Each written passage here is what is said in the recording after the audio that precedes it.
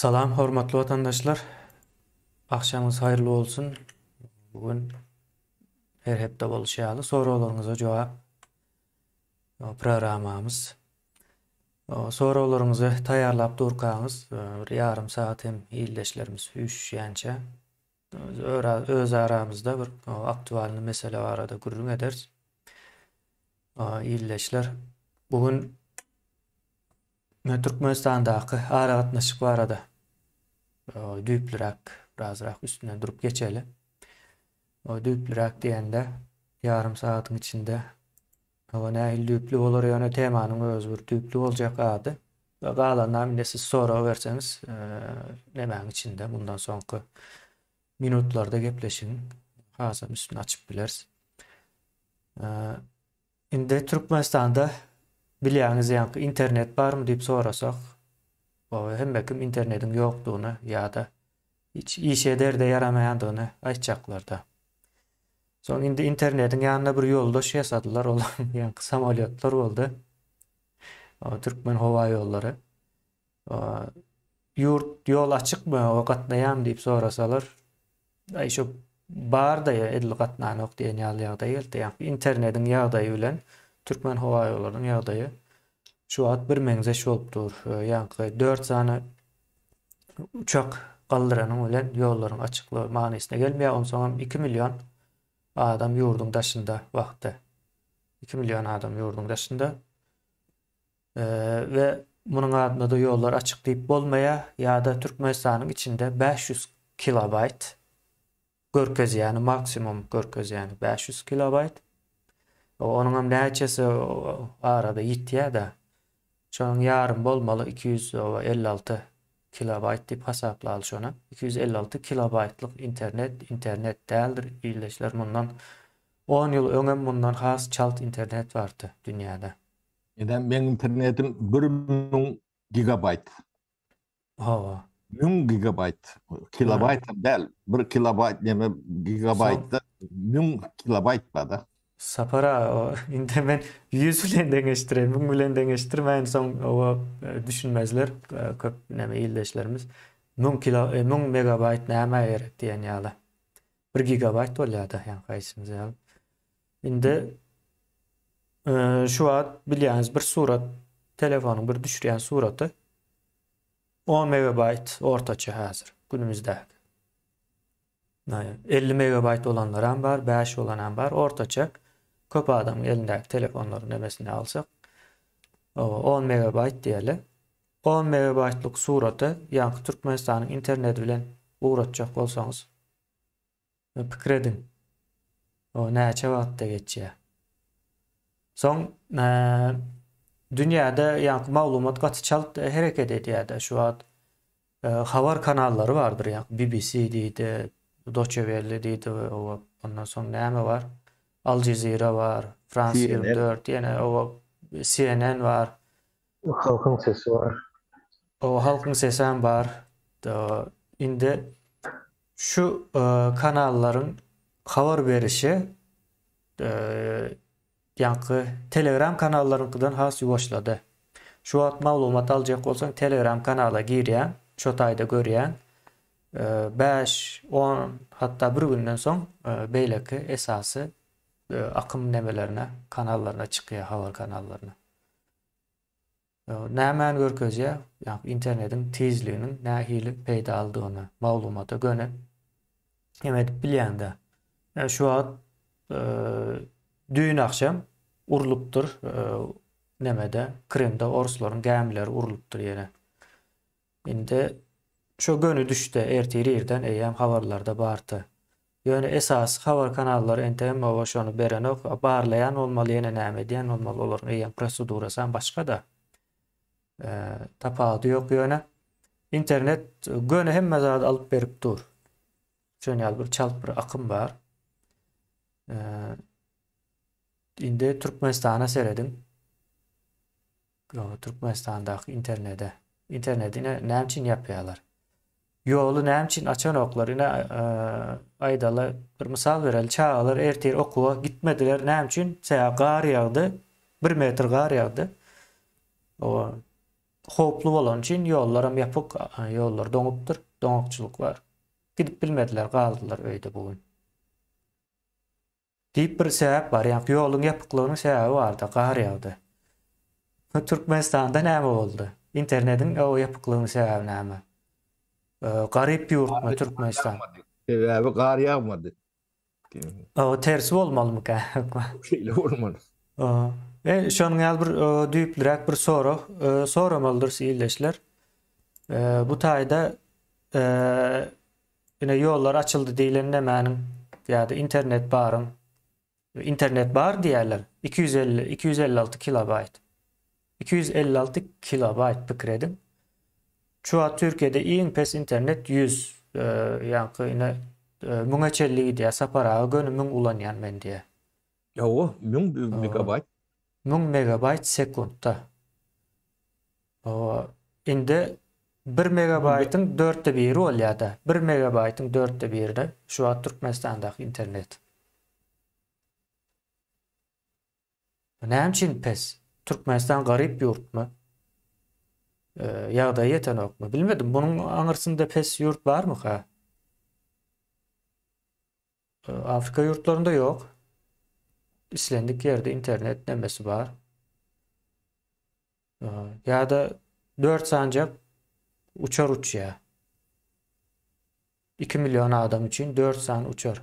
Hasaplanan her uçara da ortaça 200 adam gidiyor. Şu an Türkmenistan'ın ulanyan uçarların ortaça neme hasabı 200 adam.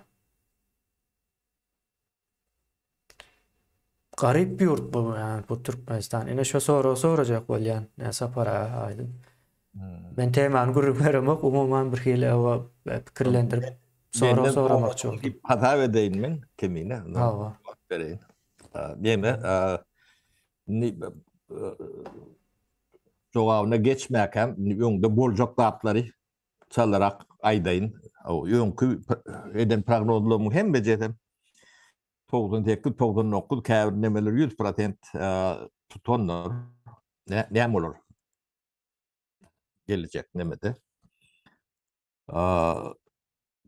Türkmenistan'ın aeroport var arada gurrun ettin de ya uçaklar var arada. Ne Türkmenistan'da 6 tane aeroport var nemedi geçiyor. Şolar dökülüp başlar. Yani 3-4 yıldan şolar haravalık galak birdat bu. Onu näme üçin bir son gelir. Onun Türkmenistan'da müňlerçe atel, yani yüzlerçe diýin, atel urlandyr, ateller. Olar hem köpse hem dökülüp ýörendir. Bir aýak üstüne duranam toň dökülmeli. Onun zawut fabrikler vardır. Her türlü urlandyr, milyarlap pul verilendir. Olaram dökülüp başlar. Hudusi sektorda da bir ýeri bir zat eden bolsa, nemeden bolsa ýa önümçülük. Olaram nemetmeli, ýuwaşlyk bilen. Ya da öndürýän nemetiniň bagaty 2-3 etde kymmatlamaly. Şolar ýalak neme bar, boljak zat. Oň tebebi ne kommunikasiýa diýip bir zat bardyr. O kommunikasiýanyň içine howa ýollary girýändir, gara ýollary girýändir, demir ýollary girýändir, internet girýändir, poçta girýändir. Şiýadyň hemme görünüşi girýändir. Ne kommunikasiýa ykdysadyýatyň banklara da urug edip aýdyň ýadyňa düşýän bolsa ykdysadyýatyň gamary. Bu da şondan öňümli bolmasa petdäl, ýani kommunikasiýa nemeti. Şu kommunikasiýa bank sistemasyna şolar ýalak nemeleri işlemeýän döwletiň ykdysadyýaty işläp bilen ok. Yani aksiýomy bu lokan aklym gerek geldir. Sebäplerini näme düşündürip bermeli bolsa togra berseň düşündürip biler. Ondan gara ýollar ýurdun içinde. Şu taýda da pätkelçilik bolsa ykdysadyýat nemetine ýani owurluk edenlenem, divert edenlenem Yani düşman çodurlarını mervet doluyada şu zatlan emeti. Yine Türkmenistan'da boğulayan zatlara baka vermek için şu zatlara düşünseniz sizin devletiniz ya dönüklüğün eline oturuyor ya başka bir yerin eline. Yani sizin elinizde değil. Bir devlete yamanlık edilenle diverse değil ya da edilen zatlar şu zatlar. Bir devletin iqtisadiyeti çökürecek olsan şu zatları yani kommunikatlarını çökürmeli. Şimdi Türkmen Hava Yolları diyle edara yani şu kommunikattan bir demesi şu işlep bilen ok. İşlemesi mümkün değil. Yani bir aeroportun yani neyle kolundu hizmeti onun karşılığı şu taydaki gelip geçen yani pasajir abarot değil ya da samolyot abarot değil ya Konya nemeleri hizmet bilen ayakta durup bilendir. O yönünü özünü akupat ediyendir. Şu dat yok olsa şu tay çarşamalı Türkmenistan'ın Aşgabat'taki aeroportunun hizmeti vardır. Bununla edilmeli hizmet. Yani tuvaletin arasılamadan, için motorunu ayırmadan başka da yani bir topor teknik isknemeler vardır. Spesialitlen etmelemelerim vardır. Şu tayda adından 700 bilen adamın arasında belki de ondan kendir bilme toşunu bilem ok buluyor o aeroportlar. Uçup kontbiyorun nemetini seyredivrak aydiyanna. O çolara aylık vermeliler, günlük vermeliler. Onun hizmetin bir zat vakti geçendir, dövülendir, nemediyendir, təzelemelidir. Onun eksploatasyon nemeler vardır çıktıcıların. Türkmenistan'da yek aeroportun çolara yalık çıktıcısını özü karşılap bilen derler, mümkünüm derler. Yani son için Türkmenistan'da hava yemesi bu olayda işlep bilme mümkünçülüğü yoktur. Karayollarım şunlarlaktır. Sebebi altyapıları yok da. Altyapı değilsen yol üretmem. Yok. İlk ülek birinci. Yani Türkmenistan'da tücari kanun yani yoktur. Yani kanun yazmak kıyıneldir. Yazarsın o yönü. İşlep bilme. Kanunun işlep bilme mümkünçülüğü yok Türkmenistan'da. İşlep bilmesi için çok altyapısı olmalı. Yoktur. Ya yani için yok. Bir adamlık devlette altyapı bolan yok. Edende de olan yok. O kanun yazanda da olan yok. O ne yapıp böyle deyip sorarsın. Yani kanun işleyen olsa yani Türkmenistan'ın şu aeroportunun bolayan yağdayı var. Ne yapıp gururlu deyip hem prokuratura mı, sülçü mü, savcı mı iş kodu olmalıdır. Sebebi yani 2-3 milyarlık hava yemesi aeroportu ödümür ama yönü Türkmenistan'ın yağdayında o ödüme ara beyledi dursun. Yani saklamalı yeter yağlığım nemeti yoktu. Şurayalık abarotu yok. Devlet kemiğine bilen çoğun İstanbul'un aeroportunun nemelerini, çıklayıcıların, bakalarının nemelerini gıdıklanıp gördük de. Kemiğini gururun görer böyle bıçak nemelerini.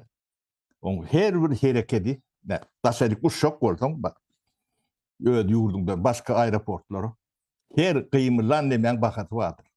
Ayak bastı pulundan başlıyor. O da ağırdat derler, onu kazanmalar et. Yani şunu uçup bilmeyen nemelerinin sebepleri şunu realak nemedir. O bir nemani Ondan başka o tayda представитель saklamalı. Hastası var, yeri var. Bu toporda atlar var. Yo şu panoda görkezýär aýna Aşgabatdan ya Türkmenistandan bir samolyot gelip Konya dip görkezýän ýazgy bardyr. Hemme kim gidip seyredýär o hawa ýollary. Açan Konya dip garaşýanlar, gidýänler. Yine şunun için 425 lira tölenýän ekende. Pikir edin. O taýda näçe demeler bar, reisler gelip gidýär her birinden şonça pul alıp durýar. Şey dip ayakta kalmalı. Her pasajere onu totaydan nemeden geçen üçünem tölenýändir. $7 töwerege. Da adam başı uçyan. Nemeden alıp durlar. Hava yollarından alýarlar. Ýa-ni aeroport. Soň ýene bir gyzykly ýeri bar da şol Türkiýede aeroportlaryna bilen işleşjek bolsaň, o ilkinji adımda $1 milyon üstünde pul berýän, töleýän. İlk girişinde. Ayak basyp para. Ondan soň ol gaty gyzykly ýerler bar. Uçar gelip goňýar, goňdy pulu var. Näçe? $380 töwerege. Uçar geldi goňdy palasa. Soň goňandan soň aeroporta doğru gitmeli. Şu gidişe $40. Pikir edip bilýäňiz, goňandan soň barır gitmelidir diýip pikir edersiňiz. Ýok, goňandan soň geljek bolsaň $40. Soň gelip adamlaryň düşürjek bolsaň $44 diýip ýazýar, ýene gidýär. Onanyň her bir adamy hasaplanan pul. Şu bir samolyot gelip gitjek bolsa bir $4,000-5,000 arasında pul gerek. Töleýär iň berkisi. Şeylerek bir ýagdaý bar bu işin. Indi Türk, bu näçe aýdýar sapara? Ýatdan çykmaka aýdaýyn. Ene Türkmenistanyň aeroportlary şeýle pul gazanýarmy? Gazananok diýmek, bular näme hasabyna dur we haçan açyldy durup biljek. Diýlen nämäni sapara gozajak bolýar-da. O Durup bilmeýän olsa näme üçin edildi? o şoň üçin dökülmeli. Bir kiýliň içinde. Ýan dökülüp ýören ýerler, kän ýerler ol ýöne hasam dökülmeli. Ýeke o Aşgabatyň kymda beýlik aeroportlaryny şundan bolmaly. Yo hemmesi bahalandırması var da Aşgabat aeroportun bahalandırması 62. 100'ün üstünden 62 veripdirler. Türkmenistanyň içinde iň talaba laýyk aeroport Çerjewonky 80. Krasnovodonky 60. Pikir ediberim. Owadan guş diýip görýändir, ýa-ni baha beren wagtlar öyle baha bermendirler. Ne bu yemeti ýöne aeroport geçmeliler. Aeroport diýmek multiplikatordur. İşläp duran aeroport, gaýnap duran nemedir? Ýan önümçülüğü zınjyr bolup gidýändir. Mysaly getirende. Avtobuslar adam getirmelidir, adam ekitmelidir. Şol içindäki adamlara, restoran, kafe, ýene şoňa meňde statlar. Öndürmelidir, tatmalydyr. Olaryň hyzmatyň nemetine girýärdi. Şolar öndür neme satýan bolsalar, diýmek şol da biri, o taýda biri öndürmelidir. Şoňa ýa bazary emele gelýärdi. Onuň adam gelýändir, daşyndan turist diýip her döwlet şonu köpelçek bolup iş edýändir sebäbi. Tüketici gelýär, pully. Kızgın pul diýerler. Ödem bel jüz pully gelýär. Sen pamadoryny ýa, gawuryny ýa. Takýaň satyn alýar. Ýene şoňa meňde ateliň bulanýar. Bu zatlaryň hemmesi giýdirjidir. Ýeňi jaklatlaryny aýdýarsa, ýöne iş adamlarym tiz bark gelmeli, tiz karar almaly nemeler bolýardy. Şonu alak neme edýändir. Onuň indi gara ýollar alaly, Türkmenistanyň içinde gara ýollar bardyr. Posto, nemeli lojistika diýip neme bardyr. Şolary işlemese bolmasa ýeterilemedi. Bagadam konkurentin baha bolmasa önümçülük bolýan näler? Hiç bir ýerde bir zat öndürüňde 100% hemmesini özüň öndürüň. Bir şurubu ya da bir patsibnigi 50 kilometreden, 100 kilometreden, 5 kilometreden tapawut yok. Sana gerek wagty gelmelidir. Şoratlar yok bolsa sen onu ýöňünden satyn alyp depo edip goýmalysyň. O bahady ketdi olar. Men ýöne ýeňiljek zatlar aýdýanda, şoň üçin öňümçilik etjek adam yetmez. O daşyndan yatırım yapacak adamım gelmez. Ne şu zatlaryny analiz eder. Polymex näme üçin ýatyrym edýäke? O şoğurlar pulunu boşuna neme, o tayda o hikayeti neme? Başgaçarak diýäňiz. Ona o bir deýinip geçäýmelim kan diýen soňra. Onun ne şol transport nemeler müşteri getirmeliler, otellere. Ýolun ýapyk. Näýlek boljak? Otellerim turnalyktır. Ýurdun ýapyk. Ne onun bunu prognoz etmek gataň zatdyr. Çöküp ýöne talandatlar öýlerini ýük bolup galmaly. Bunu hemçi beýdiýärler. Ne mesele şu taýdy. Bu zatları düşünýän döwlet akly ýok. Bolmasa mümkin däl. Babarapda o zatları okudynyplar. Men şonu gaty gowulýanda. Babarapda ne sogon tatmany gowurýan bilýändirler. Ogurlumany bilýändirler. Türkmenistan döwlet täbin. Sogon toýurýalak toýsoň. Soň bu torýar. Ne şu zatları düşünýän ya döwlet nemesinde bilgi neme ýok. Yani bu bilgi ya 8-nji 9-njy klasyň bilgisi. Onu maýdaýyn. Şolaň onuň derejetini tiz ölçär. Bu cehaletiň sizi ýerden çykarjagy takkatly toğra galamatdy. Ullu kan özüm gaty hoplatdyr. O bulon eden zatlarynyň köpüsini belki de 100 ýyllarna düzet boljak bäl ýagdaýlarym bardyr. Oňam ýuwaş-ýuwaş üstüne bararsyňyz. Sebäbi ýanky käbir zady bilýän adam etmeliler. O bilýän adam dähilek ýetişýär. 25-30 ýyllar ýetişýär. Käti 50 ýyllar dogdan ýetişýär.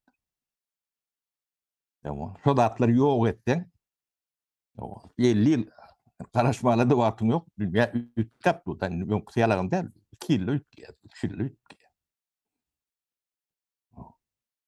Onu ömür kowulap ýörün bolýan, hiç wagtda ýetmeýän gurupdaky neme bolýan da. Ýuwaşlyk bilen hem şeýdip bir döwlet dargamaly. O dargan derejetine ýetipdirler. Şolaň eden zadynyň ýanky informasiýon wakum diýilýär. Ona etip berler hem bekşe görtdi. Bularam gilläbem ýörün oklar. 15 Angryz 15 ýyllar jemgyýet doly degradasiýa bolýar. Ýene şu wagt sizin durumuda ýani diagnoz berilende polnüstü degradirun opşup diýilýär. Doly degradasiýa bolan jemgyýet. Ýene sizin arka dagyňyzyň arka dagly ya arka dagly serdar diýin bunu nemeder ýalagym kelmini men başdyrýan bolor. O ne şolong size emeti hyzmaty döwlet bulonky däle. O siz şunu şolary etdirýän bolsaňyz bular günäkär däl, siz günäkärsiňiz. Jemgyýetine emet. Günä sizdedir, bularda däl. Bular edeni çeker. Ýöne günä sizdedir, jemgyýetdedir. Şunu etdirýän bolsaňyz ödüm sizin gözüňizi ýani göz bagçyla baglap edýärler de. Ne soňky döwrde tiýin edýän bolsaňyz o Türkmenistanda 1000 ýa-da 2000, 3000, 5000 dok mes insanlar bardy. O bir ýani 5-6 milyonluk nemede känem däl. Ne şolaň ýani ýaşaýyş nemeleri propaganda edip başlandırlar. Nähin edin? Ödüm ýuwanyr edilýär çal ýani küýden düýün ogalan ýuwlanyna serpilýän alın yoğunluğu oluyor da. Şonu alaktırlar. Ekrana seyredip görün. Yürek bulunca yığınç.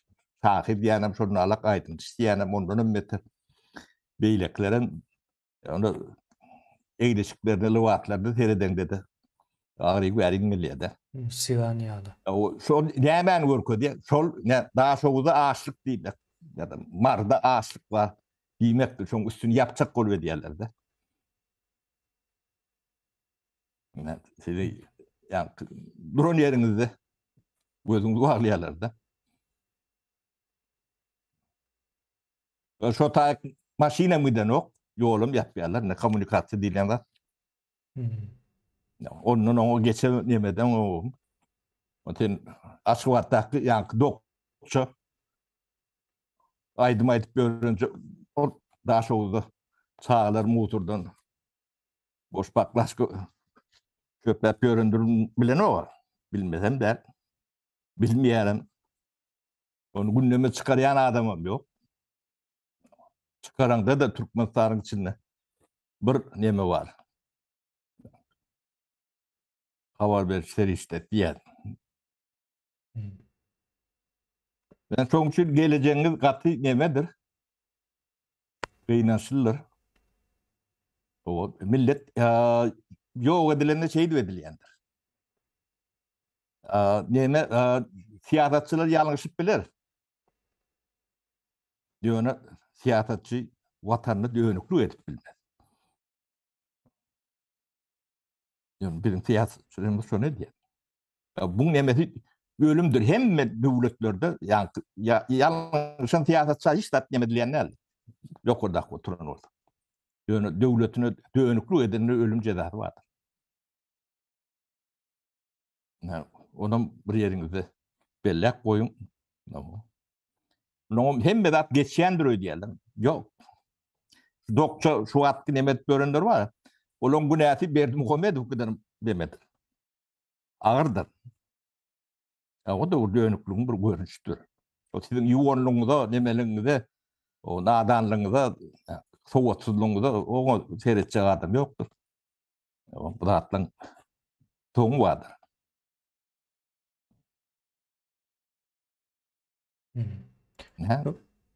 Sizin görýände adamı şol kemine ağacı neme ýagdaý.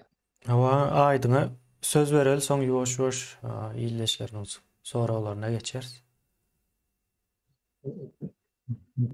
Salamlaşmadan salam iyileşler. Ben gönlü bir de işin içine sokup koyuyor. O aslında şeyle olmalı Sapara yani söz Doğru, alacak doğru, vakti doğru. salamı alıp gürlemek benim fikrimçe doğru mu kan diyen şu daşar yurttaki nemelere salamlaşmam verane oklar. Programalar. Aydın aydın. Şimdi birinci yankı yollar meselesinde yolların açılmaya yapılmaya bunlar bilemek biz şu derece yankı cahil olup durusunu görüp bilemiz yok mu? Aslında yolların açılmadığını şu günkü şertlerde ya da şu günkü adaylarda näle olar? Yine Türkmenistan'da resmi televizyon bir resmi gazete vardır. Yine şol yere yazılar. Kim tarafından? Aydal Türkmenistan'ın meclis tarafından ya da halk maslahatı tarafından ya da şimdi olan Türkmenler için almak için önkülen katma sanlarını arttırmak ya da gelýärlere hiç gelip peskelçilik öğretmen, yengilçilik bilen çolan Türkmenistan'a gelip bilmek için şertleri öğretmek deyip bir karar kabul edilemeli yeterlidir şol. Olan Samalyo'dan gerekler gelmiş hem hiç adam gerekler. Ol diňe şol karar bilen soň bärdäki daşyndaky vatandaş näme der? Aydaly Azerbaýjanyň üstünden Özbegistanyň üstünden gidip bilýär, näme üçin gidip bilen ok. Bolmayan olsa aýdyp biler Türkmenistan çykdyny, Özbegistanyň üstünden gelip bilen ýoksa Özbegistan size ruhsat bermeýär, isläň ok, alan ok, şu sebeplere görä diýip Türkmenistan siýasatçysynyň etmeli işi, deputatlarynyň etmeli işi. Ol bir yerlerde ene yollar açılýarmyş, açıljakmyş. Açılmış. Dünya devlet işi sapara, devlet işi ya da ähli umumy yani halka täsir eden işler mış bilen ýörediler. Onda Amerika'da aýdyp biler, Biden saylanacakmış, saylanıpmış. Trump saylanıpmış. Yani 10 ýyllyk bir zat barmy yani Türkmenistan'da bilemek ýuridik tarapdan ama mışyň içkili güýji ýok. Ol yankı serhetdäki ya da yöneke yine şu yerde pasolstada işleyenler hem siz aydıptılar yolları yapıp deyip. Kim aytdı sana açık deyip. Sen hem avlanmış diyecekmiş ona. Yani bir karar çıkmalı onun için. O karar çıkan son adamlar istese yürep varar, istese atlı varar, istese maşinli varar. Yani bilemek ne için yine yollar meselesine gelende biz 2 yıldan beri dinlemişmiş eşitkez. O adamlar hem şuna düşünen ama açıldı diyenler hem var. Yollar açıldı diye Hem aýdym sözüň bölýän ol ilk kulaga resmi yapılmadı. o O resmi ben yapılan o indi. Sapar hamını yine aytacaktım da Nemetsini cemlesin saya kızıklı yeri var bunun hazır. O Aynen. yapılmadı yani şu gün açıyalar açtılar deyip yani olan yankımışmış kantorası Türkmenistan'a şolmışmış kantorası yöretdi. Näme o bese diýdiňiz misafara ne şol Türkmenistan'ı Na dolandırýar. babas kazalı diýen. Yine şoň bilen döwleti dolandırýarlar. Bu batı erwetdirler. O bawarapda şeýle işleýär. Näme togan satanlar şeýle işleýär olar gowtan ýa. Bu yıl bahası ne etmelmiş deyip mi? Soğuzun. Yok. Şular soğurun bahası ne keskitliyer kalırlar. Şu an kızıklandım abi. Yo ol Sovet döwründe sogan satyş üýt göçükdi o taýda baha bilen işim ýok. O taýda biraz owurluk etmeli başga bu. Ha, böyle. Indi yine yollara yapıp diýdiňiz içinde atel urýarlar, yine urýarlar, onu urýarlar. Türkmenistan şu gün 99% şoňaly işleýär. Ona da düşünüp bolar ýalyp gelse aeroport açan wagty şonu Vatan havarlarında yenelerde görkezýändirler. Köl gurdular, Vatan havarlarynda görkezdiler şonu ýalňyşmasam. Ya da atel urýarlar onam prezident gidip açýar. Prezident gidip açmak demek, ol demek bir sanyk atel Türkmenistanyň öňümüzdäki 50 ýylyny üçin etjek bir girdeji alyp bir zatlar. Sebäp prezident baryp açýar onu. Atele ya da bir aeroportda demek ol aeroport Singapur'un aeroportunyň 4 destesi wajiplygynda bolmaly. Eger prezident baryp açan bolsa. Singapur'da da prezident açan o aeroportlaryny. Yani Singapur'un aeroportuna seyredip görün. Yani загруженностuna seyredip görün aeroportuna. Indi prezident barıp açça hemme görkez. Ya bu näme menze aeroportun işlerine. O bedreň içinde balyk tutanýarlyk bir zada menze. Hakyky daşdan seredende şo bolýar. Bedreň içinde balyk tutýar diýir oturup.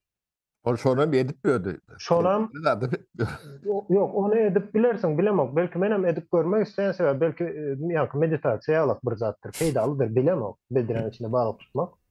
Ýöne şo bedreň içinde balyk tutanyň sen kamera çekip hemme görkezmersiň. Aýna men näme diýle ägirt uly Arkada. üstünlükli işlere ädim etdi. Koştu. Ägirt uly iş diýmersiň o bedreň içinde balyk tutsaň. Aýagyny çykaryp golar seni. Birinci nokta görkezsen şo için gizli edilmeli oňalyk. Aeroport gurmalaryňyz, jaý gurmalaryňyz. Aydın sen bawara görmäpsin. Şoň üçin bunu Näme meselesi bu diňe Türkmenistanyň ýokarky wezifelerindekileri del aýdaly telefon ulanýandyrlar Türkmenistanyň içinde $300 bir telefon. $300 telefonyň ýa-da potensialynyň $20 ulanýarlar ýöne. Ýöne $300 alýandyr adamlar. Elimizdäki telefon bilen gyzyklanyp görüň. Elimizdäki telefon bilen aýlyk $2000-3000 gazanýarlar. Ortaça aýtganda näzir. Ortaça $2-3 gazanýarlar. Bir telefon bilen.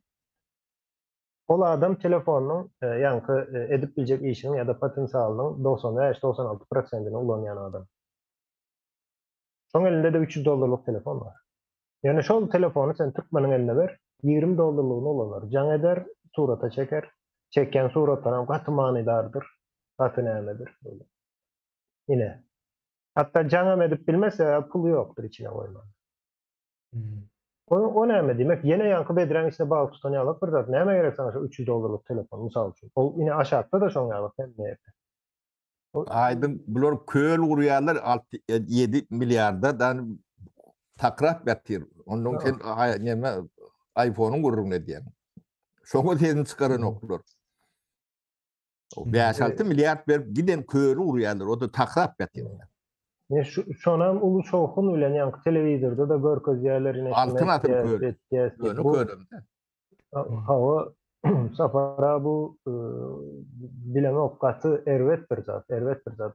Gurup bilersiň, ogrlap bilersiň, ýöne gizli görkezmän etmelidir o zat. Utanç verici bir zat. Aydın ol yankı diktatura görünüşündäki nemelerin hemmesinde de bar şeylere gidiyor yankı prezident hem bir yerde vardır. Ya şol bilýä yankı Sapara'nın bir berýän misal var da Sapara'nın ýatlap geçenine Niyazow iň dogry adam, iň akylly adam. O yankı watanyň ogly, ýekedäk watanyň ogly diýen ýaly düşünjäni öredýärler. Onun daşında da başka hemme kim erwet diye. Näme üçin diýerler? Başka bir yer çykyp gurrun etse hem Niyazowyň nemesi awraý düşmeli de. Şu awraý düşmez ýaly öňünden kim çyksa da erwet bolar ýaly. Sen kim Niyazowyň garşysyna çykar ýaly? Diýilýär-de. Prezident ahyryň ol diýip bilýär-de. Kendine onda bizde avray sözünde avray diýmek yani diýmek. O awraý diýilen zat men näme gelen ýanky aýdym hatta baştan alaly ýine ýollar meselesine ýanky bir ikrar etmelidiň däwr. Karar çıkmalı, o kararım ikrar edilmeli. Yani resmi nemeler şeyler ayışlaya. Indi Türkmenistan'da yolun yapılanlayan belli değil. Sen indi ayttın da yollar hazır açıldı deyip bir mecliste o tayda bu tayda bulara gidip aydın senden eşitip aytmaklara mümkün. Yani aytsalar şu sonra çıkacak da yollar ne için yapıldı ve kaçan yapıldı deyilen neme. Orta çıkmadı. Yok, o sonra yankı logika işleyen ya da bar yerinde çıkar. Yani şu ünkelere yollar açmalıysa bunlar açık olsa da açarlar ikinci safhada. Yo yine aydın yine gowy yere geldin indi şeyler ak bir zat var bu. Bizimki diktatura da değil emel usulda bir diktatura nemesini verýärler. Hiç haçanam halka hasap vermeýän. Bu nemedir, düzgündür. Protokoldur, düzgündür. Hiç haçanam halka hasap vermeýän, hasap beren günün bitýän. Onu aydın ikimiz hem çıkıp ýörüýte çıkış etdik bunu geçen yıllarda. O yankı diktaturanyň izah edilmedişi hükmünde kabul edilýär. Bu zat şeylere işlendiği için bunu edip bilen oklar hasabat berilmeýär. Diňe biz etdik yine edýäs. O şonuň ýaly bir neme aýlanyp gelmeli. Indi bularyň nemesiniň adyny dogry goýmaly. Yine bu postsovet sindromunda ýaşap ýörler. Yani bu postsovet sindromu näme mana gelýär diýip sorasaňyz ýine bolýan zatlar aýdaly. Yollar açıldı diýär. Ýöne 3 aýdan bäri şol bir neme uçup ýör. Türk Hava Ýollary elmida mı uçup ýör? Hiç nämäni kesen ok. Ara atnaşygy. Türk Hava Ýollary ara atnaşygy hiç haçanam kesen ok ýyldaşlar. 2 ýyl 3 ýyldan ara. Ol hiç yere çıkan däldir. Ýöne Türk Hava Ýollary öz adamlaryny ýa-da Türk işçileri ýa-da Türkmen işçileri bolup bilýär öz şol firmasynda, firmanyň çäýinde işleýänler de. Şolar daşap iş alıp barýarlar. Başga da bir işler bardyr, bilinip aýrylyp berilen ok da. Oňa şeyler bir zat var. İnternet yok yerinde internet arkaly onu edip bilýäňiz, bunu edip bilýäňiz diýip düşündirýärler de çıkıp. İnternet yok. Pasport verip ýörler internetin üstünde. O internetin üstüne pasport verip ýör, internetem yok, pasportam yok. Düşünüp bilýäňiz, iki sany ýoksa da bar edip özem ikisinden bir ara dolanyp bilýärler de. Ine muňa näme diýilýär? Muňa paralel demokratiýa diýilýär. O bularyň nemesi var bir. Demokratiýa diýip bolmaýardy. Ýöne düşnükli we şu söz adamlaryň arasynda ýaýrar ýaly. Şu zat aýdylmaly mı kan diýär? Yani paralel demokratiýa. Yani başka bir zat däl bu nemesi yok. Hiç bir akıl tarapdan kabul edilinip bilinecek zat däl. Neme kemini sene babara bilen ok yok babara hiç usulü bilen döwlet tolandyrylýan däldir. O problemler şu taýlardan gelýänler. Indi şoňa değişli sonra geçel Sapara ine oklar görülür. O indi bu hökümetiň ykbalyna näil prognoz berip bolar diýär. Bawara usully hökümetiň ykbaly nähil bolar diýilen soru var.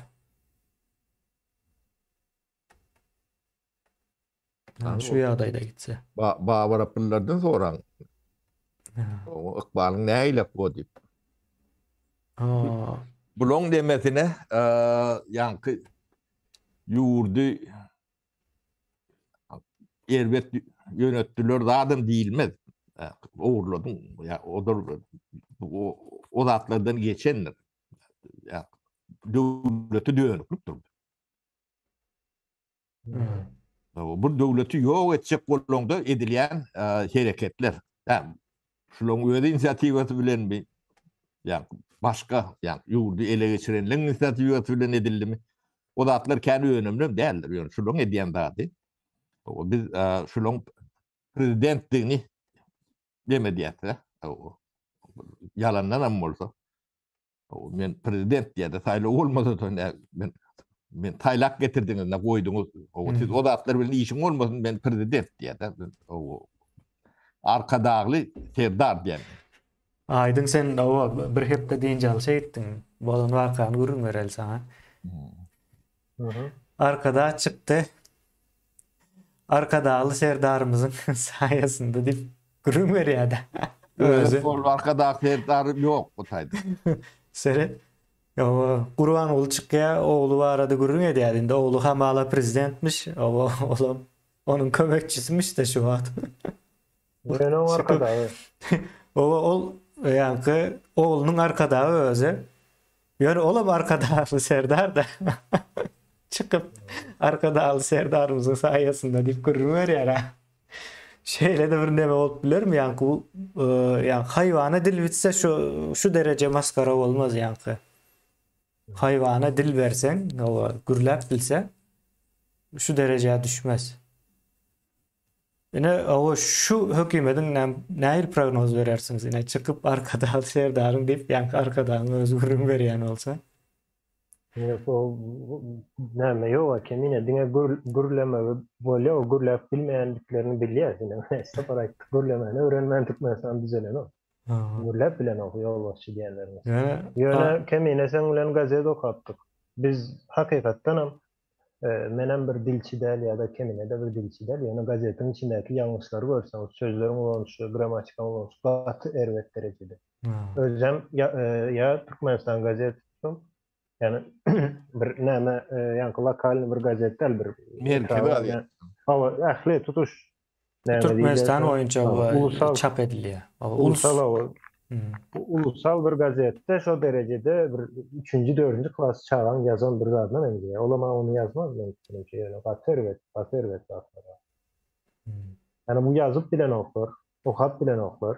Şoňa babara usulü değil ya demi aydın. Hep şoň Hazır yine şu kabinetine, buların ministerler kabinetine, beylekine hemmesini toplanýan adayında da şolan karşısına bir sanatlaşa ýurtdaýna işläp beren bir oğlanlardan, gyzlardan birini çıkarıp gürleşdiysen, bunda şundaqy işläp beren, ýokary bilim bolmasa da olardan has akylly zatlar aýtjagy belli. Olar ine şonu ama etdirmeýär. Bir sanaty sözlem, dogry sözlem, yani sözlem gurmak vardır yani. Yani şuları gürleden oklar kanır, gürletseler nemen içine giriyor. Halk bilen siyaset vatmaşığına giriyorlar. İsleme giriyorlar. Sonra bu anırsın saklap bilmeyen. Şonun için gürleden oklar düne çıkarıp önünden yazığa geçirilen zadı montaj edip görkezip dururlar. Nemeler hem o giren vakti bir hatar urup çıkıyorlar.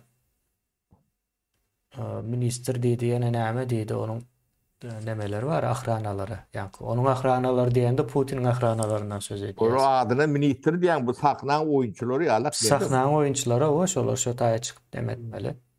Ve şeyler bir usulda alınıp barlya köp atdan berini aýdyň indi bir soru var. Yani yüzlenme şeklinde bir soru. Indi yankı teman var senin bize gurrun verip duran şonu şu taýda açsan gowy var. Näme üçin bizi diye bu derecede akmak görýärler diýip ýazypdyr. Türkçelep ýazypdyr ýöne men türkmençe okap bereýin onu. Tamam, ölmek var adamda. Ölmek yine iki aýyrdyňda bir jemgyýete. Ölmek isleýänler we ýaşamak isleýänler görnüşinde. Men indi bu pikirlendiren bir zat. Men düze deýin ölmek däl-de ölmekden gorkanlar ve ýaşamak isleýänler. Ölüme näle garaýarlar adamlar, kişiler diýeli. Şimdi yankı bir Sumut adamı bilen tanıştım yankı tatile gidende. Şol bilen gurrun eden vaktim tema girip gitken yoğuş yoğuş. İlk başta hiç filmenin hemeden o adam yerine de koyarak zaten Türkmenistan diyen son o kendi Mehmet bilen gurleşene oldu.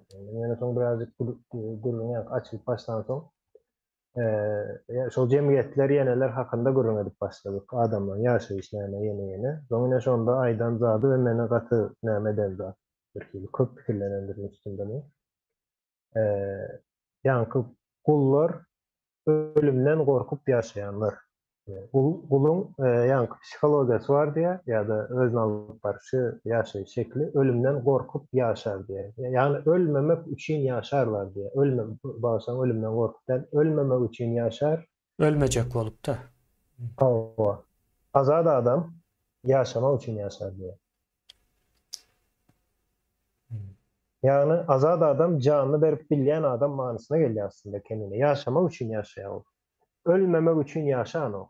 Eğer kul olsan ölmemek için yaşarsın. Ölmemek için yaşamak El bilen yağlı çörek yiyip yaşap bilýär misal üçün. yine Ölmeýär. o değil kemine. Hawa. Ölmemek için islen zadın edersin. Ölmemek için çağalarına eziyet çektirirsin. Ölmemek için en atana eziyet. Dine ölmesen oldu. Ölmemek için hem mezat edersin.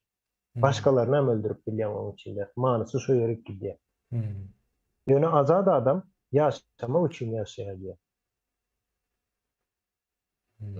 Ýöne nähil ýaşaýyş ine şo nähil ýaşaýyşdan. Yok o sen yaşamak için yaşasan o yerde gün günden yankı yaşayış şartlarını arttırmak yağlık yaşamak için Kamil yaşamak. durmuş gözüňde tutýar O. da.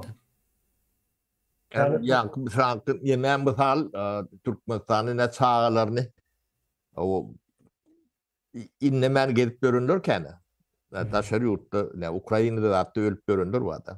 Zınkı çıkan o yönetmekten. Russiýanyň Yok, gurrun edeli Russiýa şu Russiýanyň bir içinde ýere de- iýerip bilmän Russiýa iýeripdirler diýär gatkan çağalaryna ine.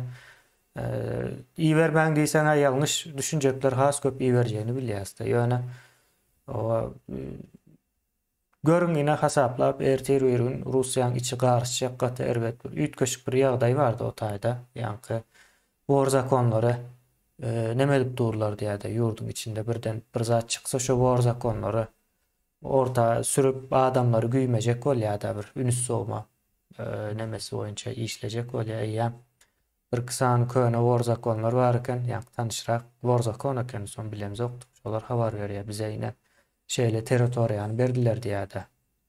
Bir zada taýýarlyk görülýär diýär ine Russiýada. O ine bu zatlar aýsak düşünmezler, ýöne iyi bererler. Çağalaryny howp atýarlar. Ya bu bir gulun edip biljek işi yankı Kırgızstana uğradan wagtlary gördüler adamlar. Yani ýadyna düşsün. Esasen hem lewapdaklar Kırgızstana çağalaryny okuýberdi.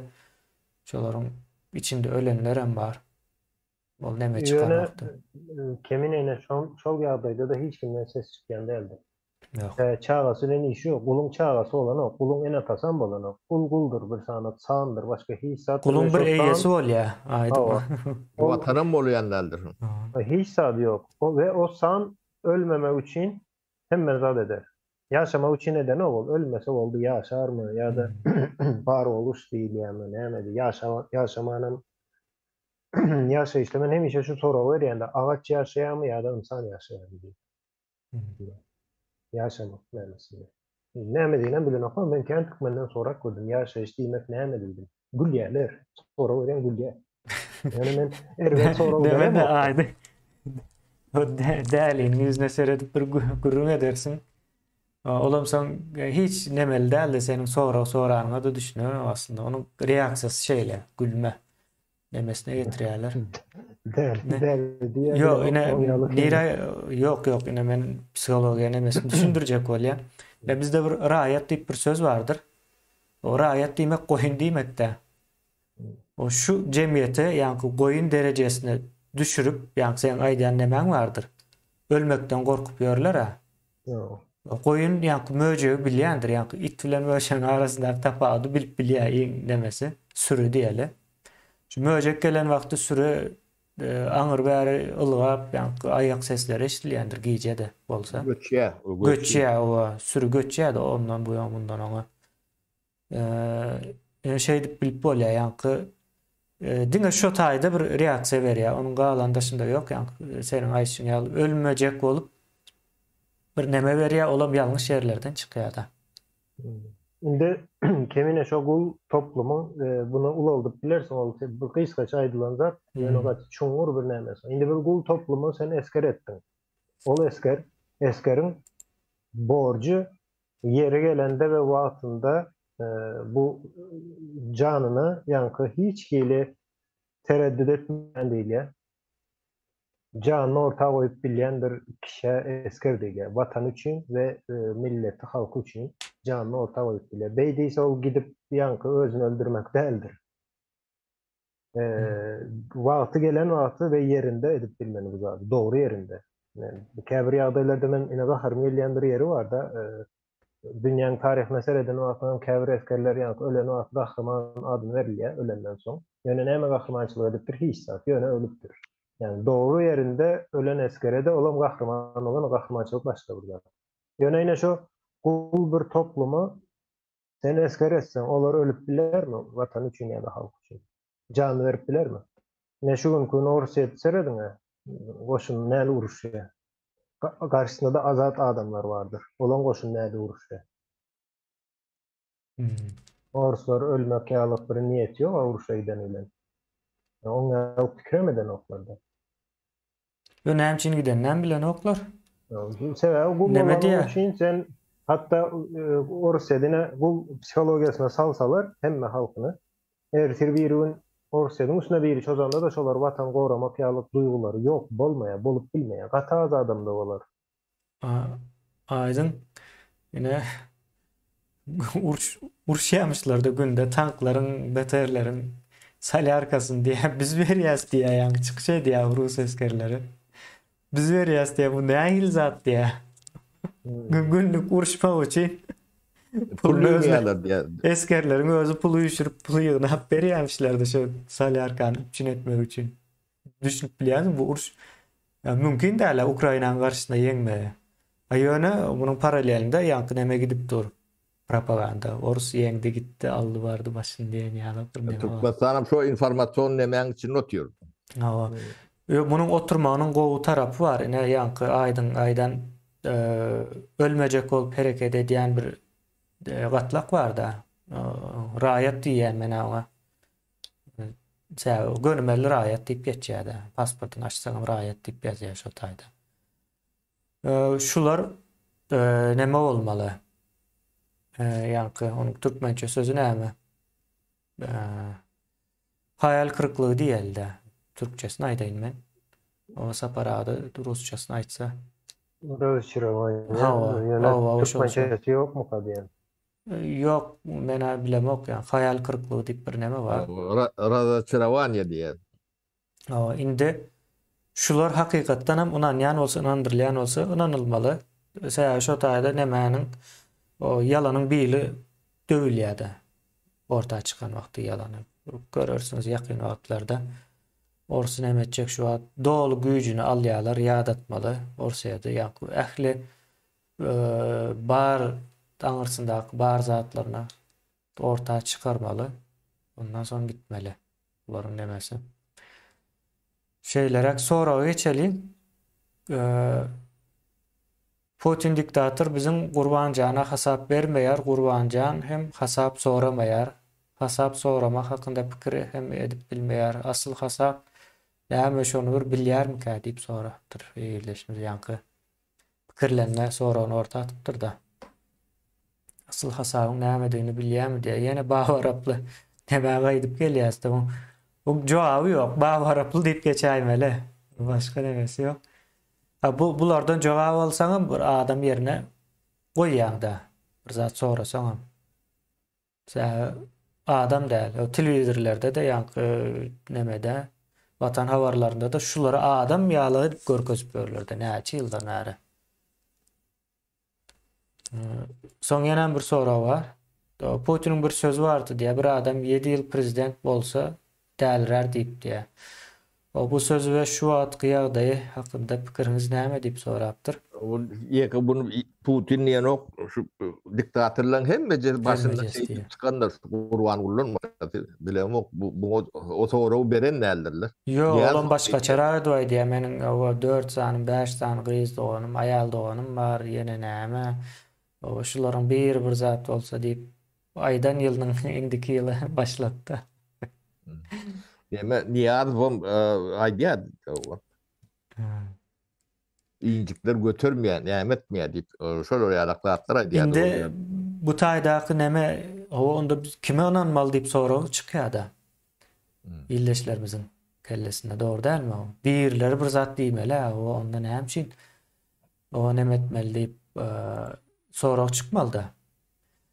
Indi illeşler o bu taýda bunu bir adam aýtmaly däldir, bu meclisten çykmalydyr. O bir kanun hükmünde işlemeli, karar hükmünde orta çıkmalı, son kanun hükmünde işlemeli. Bir adam aydıptır deyip, ay beyik adam deyip gidiyorlar.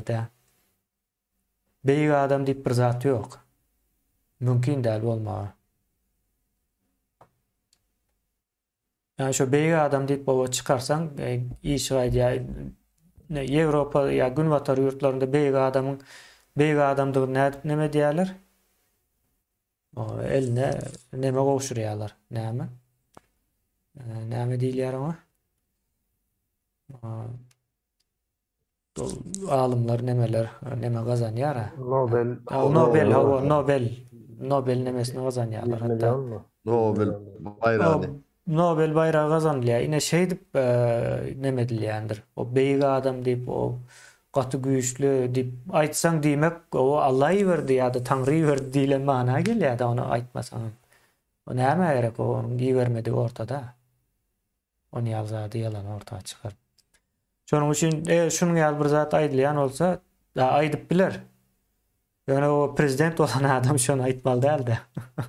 Sen bar bolupsyň ha. Näme üçin aýdýar? Kemine bu beyik bolmak, yani beyik serdar, beyik vatandaşlar beyik sözü Alexander Makedonski'miş o. İskender näme diýilýär? Zülkarnar. O ine şoň ýaşan wagtyna seredim, ine şol döwürler moda şu sözler. Yani olam hemme aýdylan o. Şol döwür Niýazow ýaşan bolsa bir tarapda İskender'e beyik diýen, bir tarapda Niýazow beyik diýen günüm İskender göni gelip näle beyiksen diýip onu ýok edip gitýär-de. Şoň üçin hemme aýdylan o şol döwür. Düzgün var. 2000 ýyldan mı kemine? Yo, milattan öň 2000'den. Ha, şo milattan 200 bilen 100 bolýar arasy. Yani İskender'in. Şol döwür kyzatlary biz gelýäs, yani altyn asyr gurup 2000 ýyl öňe gidip şol düşünce bilen ýaşaýar. Mümkin mi o zaman? Yer toğolok onu gatyra aýlansaň neme şu barýan neme aýdyň ýa şu altyn atyr şo diýmek. Şondan çykyp bilen oklar görürler şu altyn atyrda ýaşap ýörenler. Bir adam 2000 adam ýaşaýan bolmagy mümkin. Nemelerde görýär. Kellelerine bir rapor demedip gyýdylar. Bu da aýtaklasyn. Näme bedre ýalyk. Bedre ýalyk bir zatlar dakyşdyryp o. Sapara siziň döwrüňizde ýokdur olar, dogry dälmi? Ýok, Hudaý taklasyn. Sapara aýynda 1000 adam, 2000 adam hakynda da gyzykly bir zat aýdy. Niýazow döwründen bäri olar bar ýöne hemeşe ýanky rakirovka edilýändir olar. Hemeşelik däl ýani rakirovkalar bar arada. Şolar onuň üçin beýenip döwürmesin. O sakna gutorýançad. Maplar gelen dolar gidýär ýerine başgalaryny çykarýarlar o baýladan şeýtlerden. Köp saklany oluyor. 5 ýyl 10 ýyl. Şu saknaň bir ýemeti ýa şu epizody şeýle bolup gitýär. Bir nämäni okajak şu taýda. Siz başta halkyň aladasyna edýärdiňiz, indi halkyň üstünden gülüp başladyňız diýär. Ýa-ni Putin meselesine geleli, ine beyik adam meselesine. Halk ullakan bir zat o. Hiç kim aladasyna edip bilýän däldir halkyň. Güýji ýetmeýär. Diýmek o ýani halkyň aladasyna etmeli diýilen bir söz bar bolsa, o ýalandyr o söz. Hakykatdan hiç gawat gelýän ýeri ýokda. 5 milyon adamyň o, Aladasını bir adam edip bilýärmi? Yani ona Raýat demesine gelýär. Raýat nemesine gelýär. Ha, bolýa indi beýleki tarapa geçeli. Indi halkyň üstünden gülüp başladyňyz diýä. O halkyň üstünden gülüp bolýarmy ýa-da? Yok bilýän gibi. Gülüp bolýarmy halkyň üstünden? Halka maslahatan berip bolmaýar. Yok ona kontrol sonra verip bilersen halk näme? Yazıp O bilýän. halk näme ine halk Yaz ya da video çek bilem. bu näme aýdyň ine bizde dünya garaýyş bardy. Yani dünya garaýyş diýmeýin, dünýäni görüş var. Garamak aýratyn bir zat. Dünýäni görüş.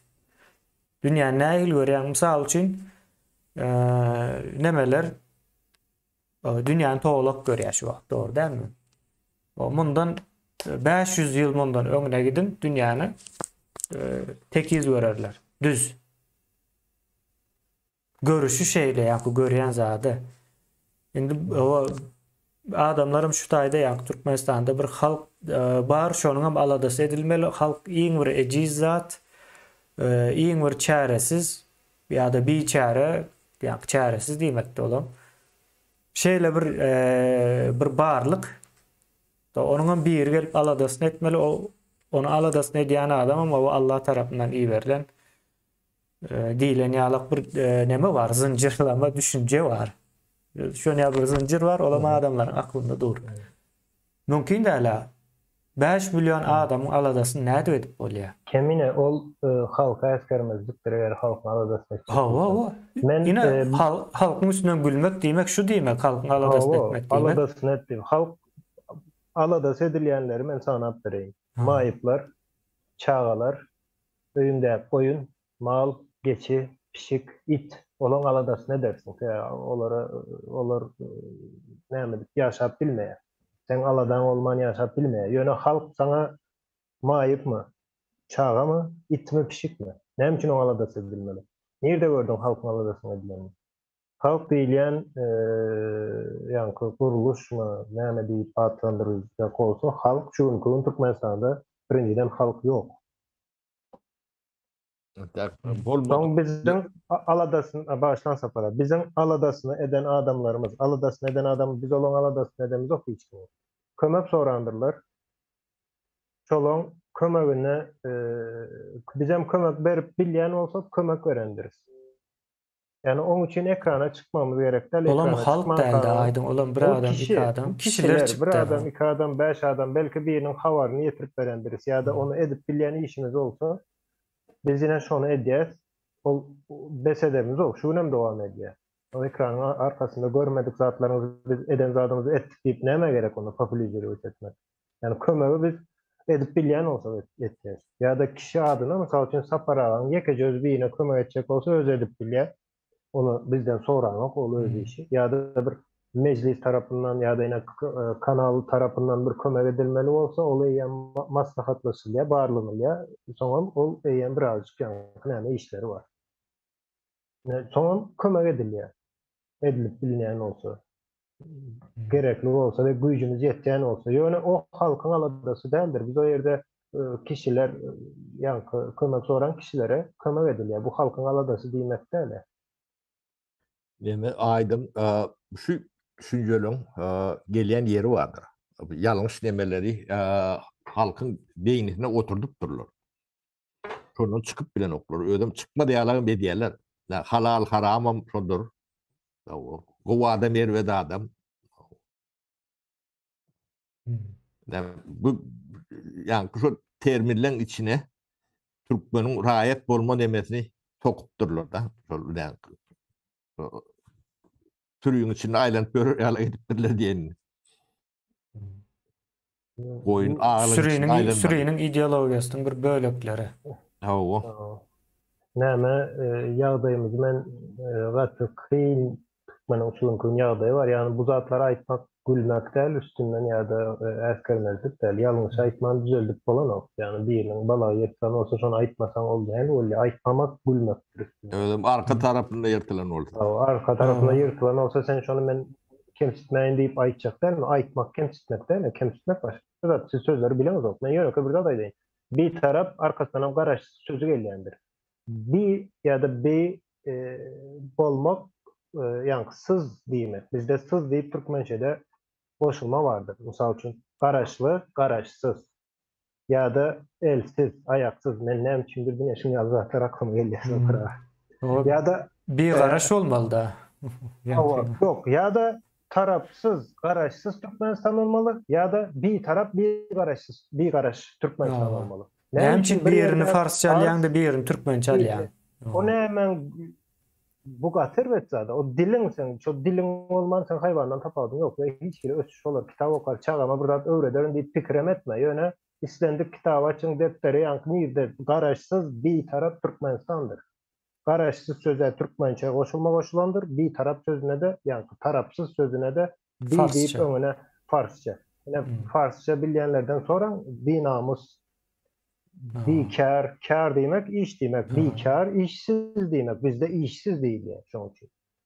İşsiz Ya da- diýsen Türkçe diýdiň diýer, bekar diýsen türkmençe diýip aýdarlar. Yok o bir kar farsça bolýar. Dolu işsiz farsça, o diýilýär. kär sözüniň özü, ýa-ni kärhana. Kärhana Şimdi şu- dolu farsça, kär sözem İş- farsça. İş yer, iş O yer. hana sözem farsça. O. Şimdi bizim Türkmenistan diýip döwletimiziň öňüne bir tarap, yani bir farsça tarap Türkmen dili, soňra garaşsız olan Türkmen goşulmasy bilen bir sözlemiň içinde ya da bu sözlem diýjekmi, näme diýjekmi? Garaşsız bir tarap Türkmenistanyň içinde ýen Sloganyň içinde. ne derece sloganyň içinde ne derece elhenç bir ýalňyşlyk bar.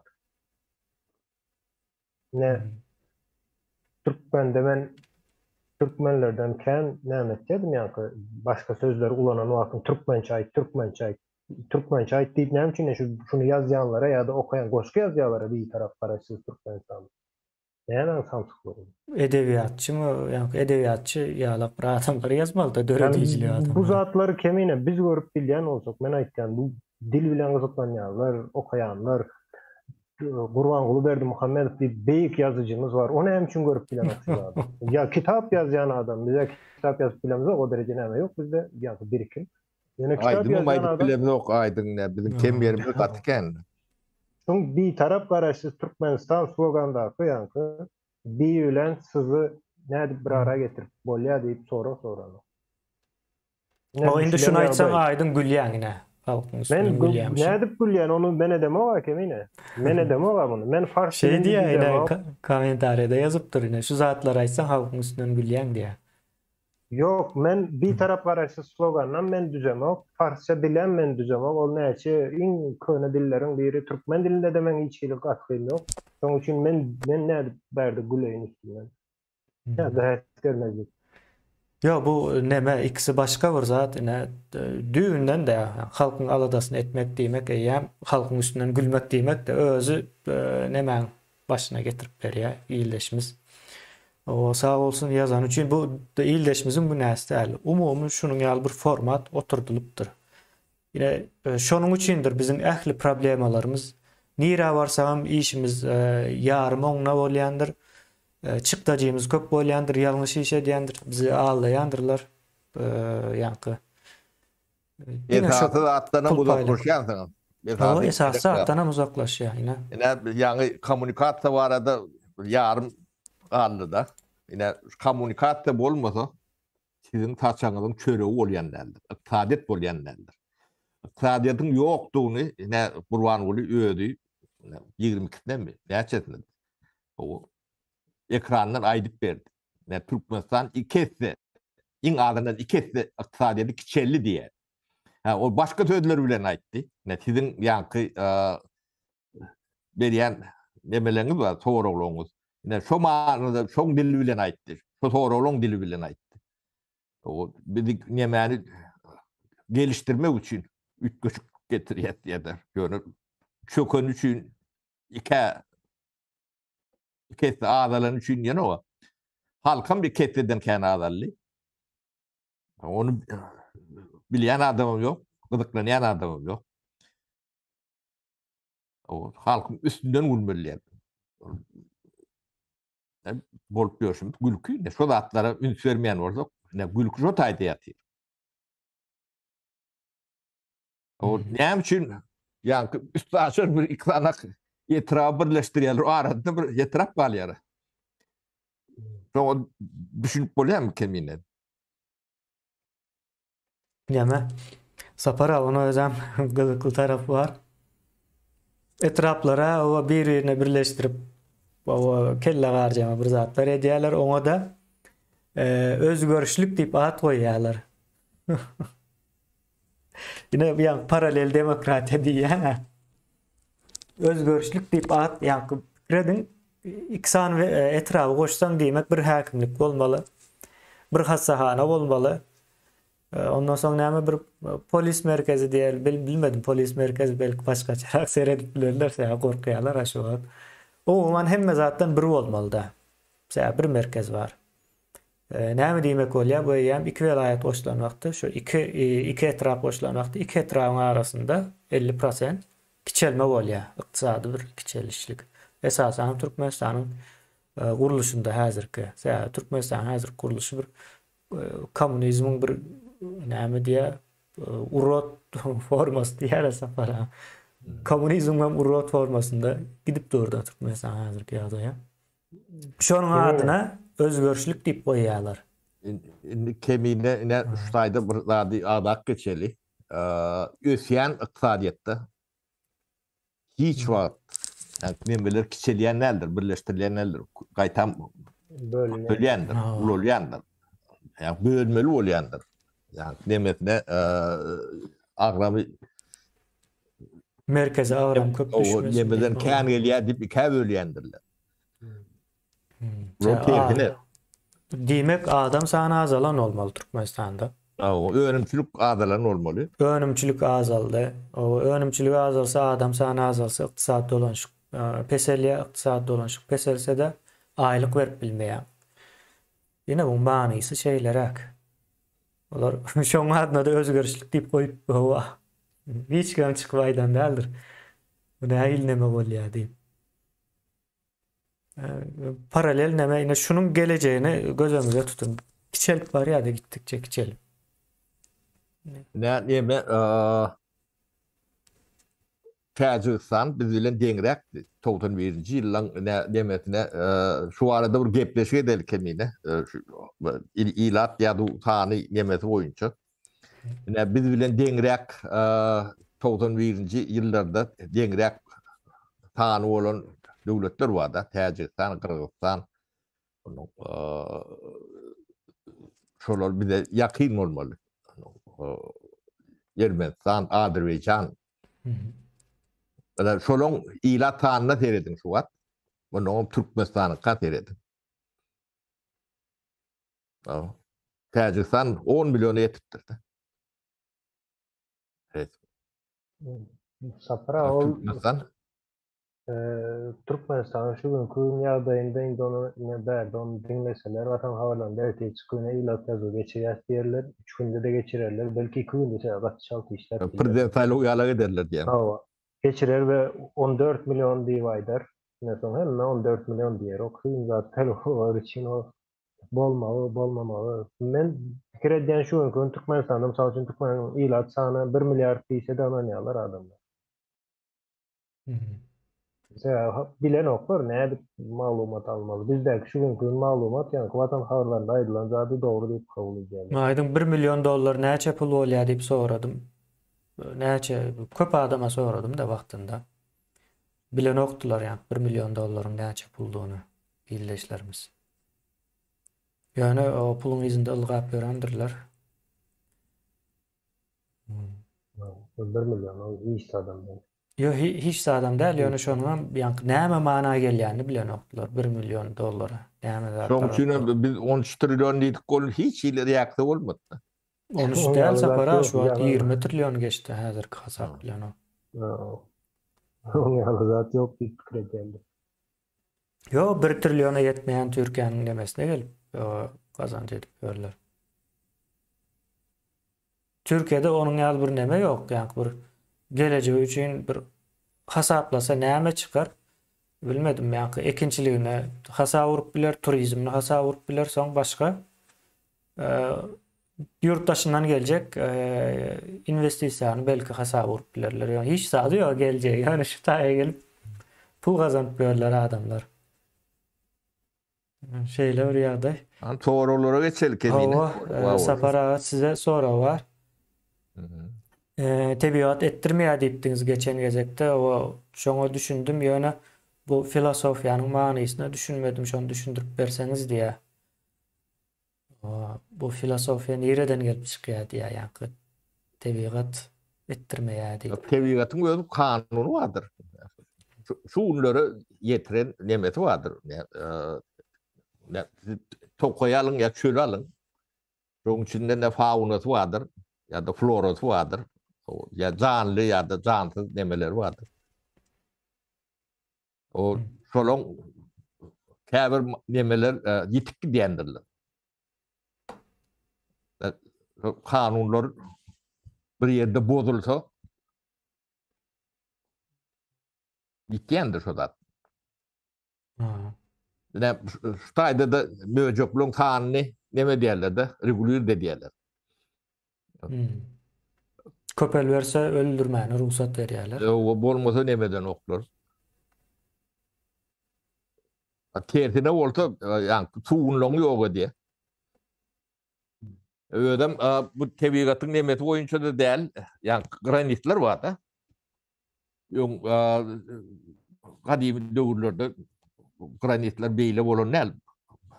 Bolsa badyr bolun kim çekilen näl. Ondan ýa canlarlar dünýäni aýlap nemet bölürde. Öz balantyny öz saklýar. Indi granit bolan soň käbir ýeri girýärden çykyp bilen okda. Ya da o gitmeli, başka neme gitmeli o teritoriýa ýöňü ýap. O tebigatın öz kanuny bardyr. Adamyň kim şonu alakdyr. Bizi Türkmen näme şu hala geldi. Genetik nemeti boýunça gelmeliler. O bir ýa göçebe bir halk. O tebigat bilen gönü ýaşap ýören demesi, kanunlary bilen, demesi bilen. Tebigatyň öz nemeti bardyr. Istyda telpek geýendirler. Näme üçin? Bundan gorunmak üçin. Hala dillik ýalak diýär. Sana nemetsen, şonu ýalňyş etsen, kelläňden gün geçip ölýär. Ya suwsuz ölýär. Soğuk yerdedir, tersinedir. Doğum ölüyor. Yani şu zatlara adamlar hem ölülerini tayinler. Yönü Türkmenistan şu an yani doğal tebiğin emetinden, instinklerinden mahrum olan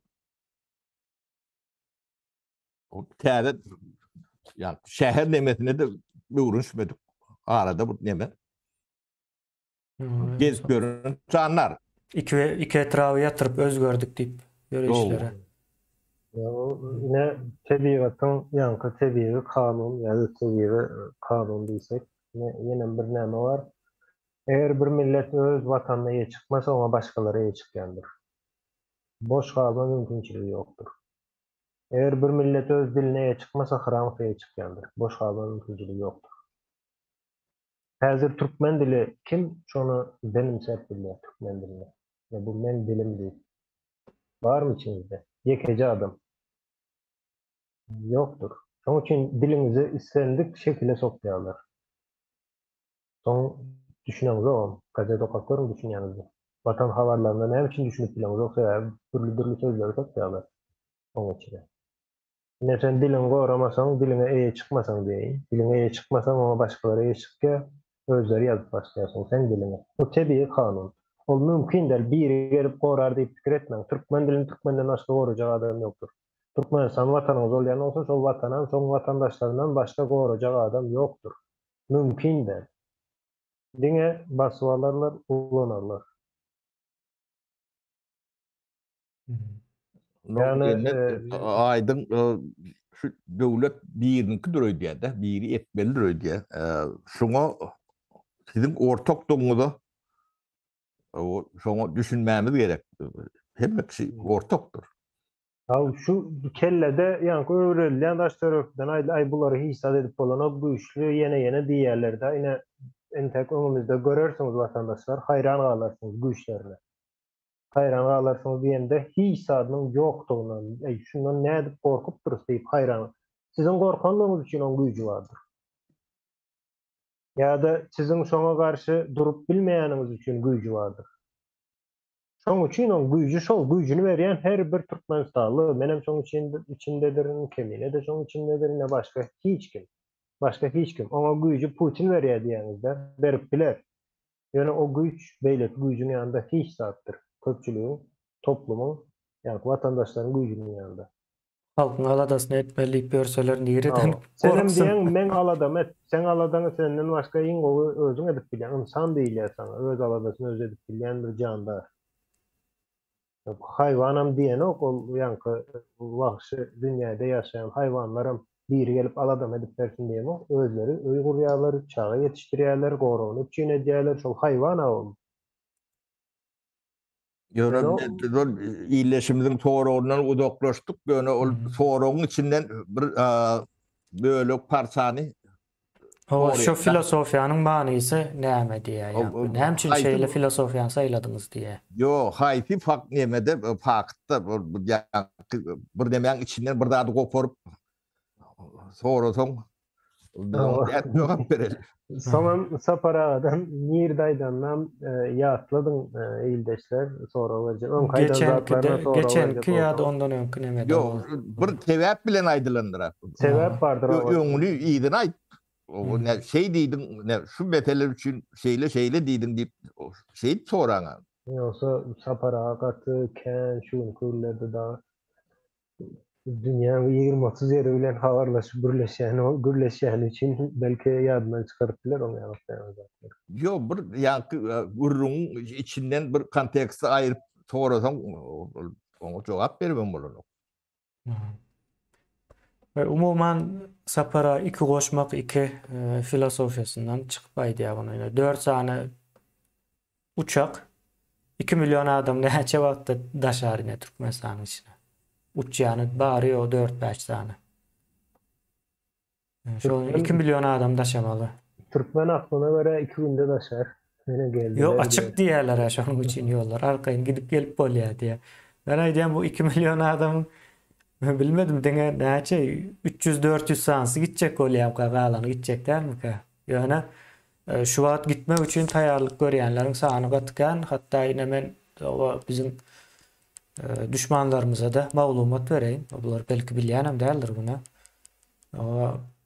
Öňümüzdäki ýylyň içinden, ýa-ni täze ýyldan başlap gitmek isleýänleriň sany köp. Ýaz aýlarynda has köpeljekdir. O taýýarlygyňyzy görberim. Yollar yine birazcık arttırıp bilerler. Haçan arttırırlar. Haçan da şu aeroportta yine de şu adamın öz yine birazcık kork edip başlasa derler. Ya anır taraf katı korkuyor.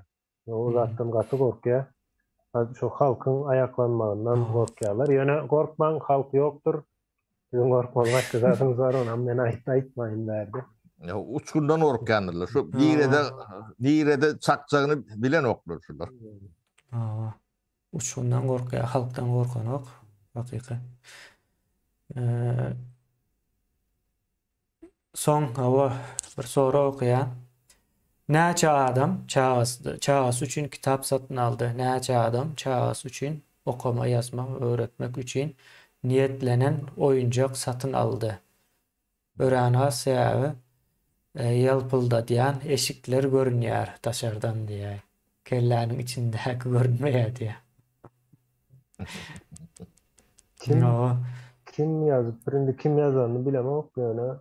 O benim bilemem ok. İş eden adama benzeýär. Yani işleşýär köpçülik bilen ya da kişilerle yani belki ya iş adamı olup biler ya da bir sıyınçı adam bolup biler hava.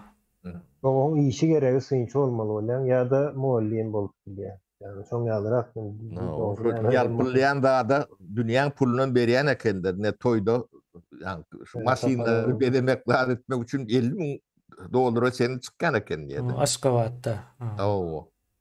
Yine bir soru var yine biz onu çağalarımızı alıp vermesek ama özümüze soru vermeli sorumuz ildeşler biz yine insan yaşayası pikir edýäs. Aýda näçe safar restorana gidip oturup bir içeceğiz restoranda. Ayda neçe sapar konserde gideceğiz. Ayda neçe sapar bir выставкага katnaşacağız. Ayda neçe sapar muzeye gideceğiz. Yaşayas diýeniz ya. Şolaryň bir statistikasyny çıkarın. Neçe yaşan bolsaňyz, 30 yaşan bolsaňyz, 30 ýylda aýlyk neçe sapar giden bolsaňyz statistikasyny çıkarın. Näme görersiň? Sanmasy ýa-da Bakmasaklarlar hiç zat diyelim. men opera zada Burada diýjegende diye. men operany nämäni diýjegende ýa-da bir balet oňaly zady diýjegende men aýdanym häzir ýöneköy ordinary bir Adatı. adaty bir owalynyň etmeli işi de bu. Ýaşaýan bolsa aýda iň azyndan bir 2 sapar restoranda ýyp içer, bir sapar ýanky bir wystavkaya gider, 2-3 sapar kino gider, ýanky teatra ýa-da bir sahna gider, 2-3 sapar. Ýani bu insanyň edýän aktiviteleri. Muzeye gidip biler, muzeye hem koşmasagan bolarsa, muzeye hem has ýanky intellektual bir nämedir. Muzeye her kim mene düşünüp bile hok giden dedi İsa. Yine bu sizin kimliğinizi görkezýändir. Şonu diýen adam neçe aslında kitap alıp berjek adam şol adam. Şonu edip başlasan, inan çağına sen kitap alıp berip başlayamayın. O kaçın olmaz. Yine tebigatın kanunu yönedir sana. Olmasa toy masin bederi örersin diyen. Bu da o. Şeyler, son sapara sizin bir aydan nemäňiz barada bir soru. Aydyp geçipsiňiz, o aydyp geçdiňiz ýadyma düşýär.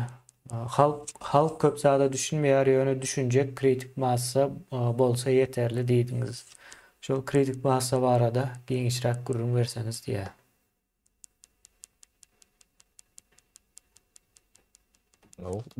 Hem dada hem bekşik düşünmesi kıyındır, mümkün hem de Şu ýagdaýda esasan. O sebäbi sizi şu ýagdaýa getirmek üçin işläp otururlar da.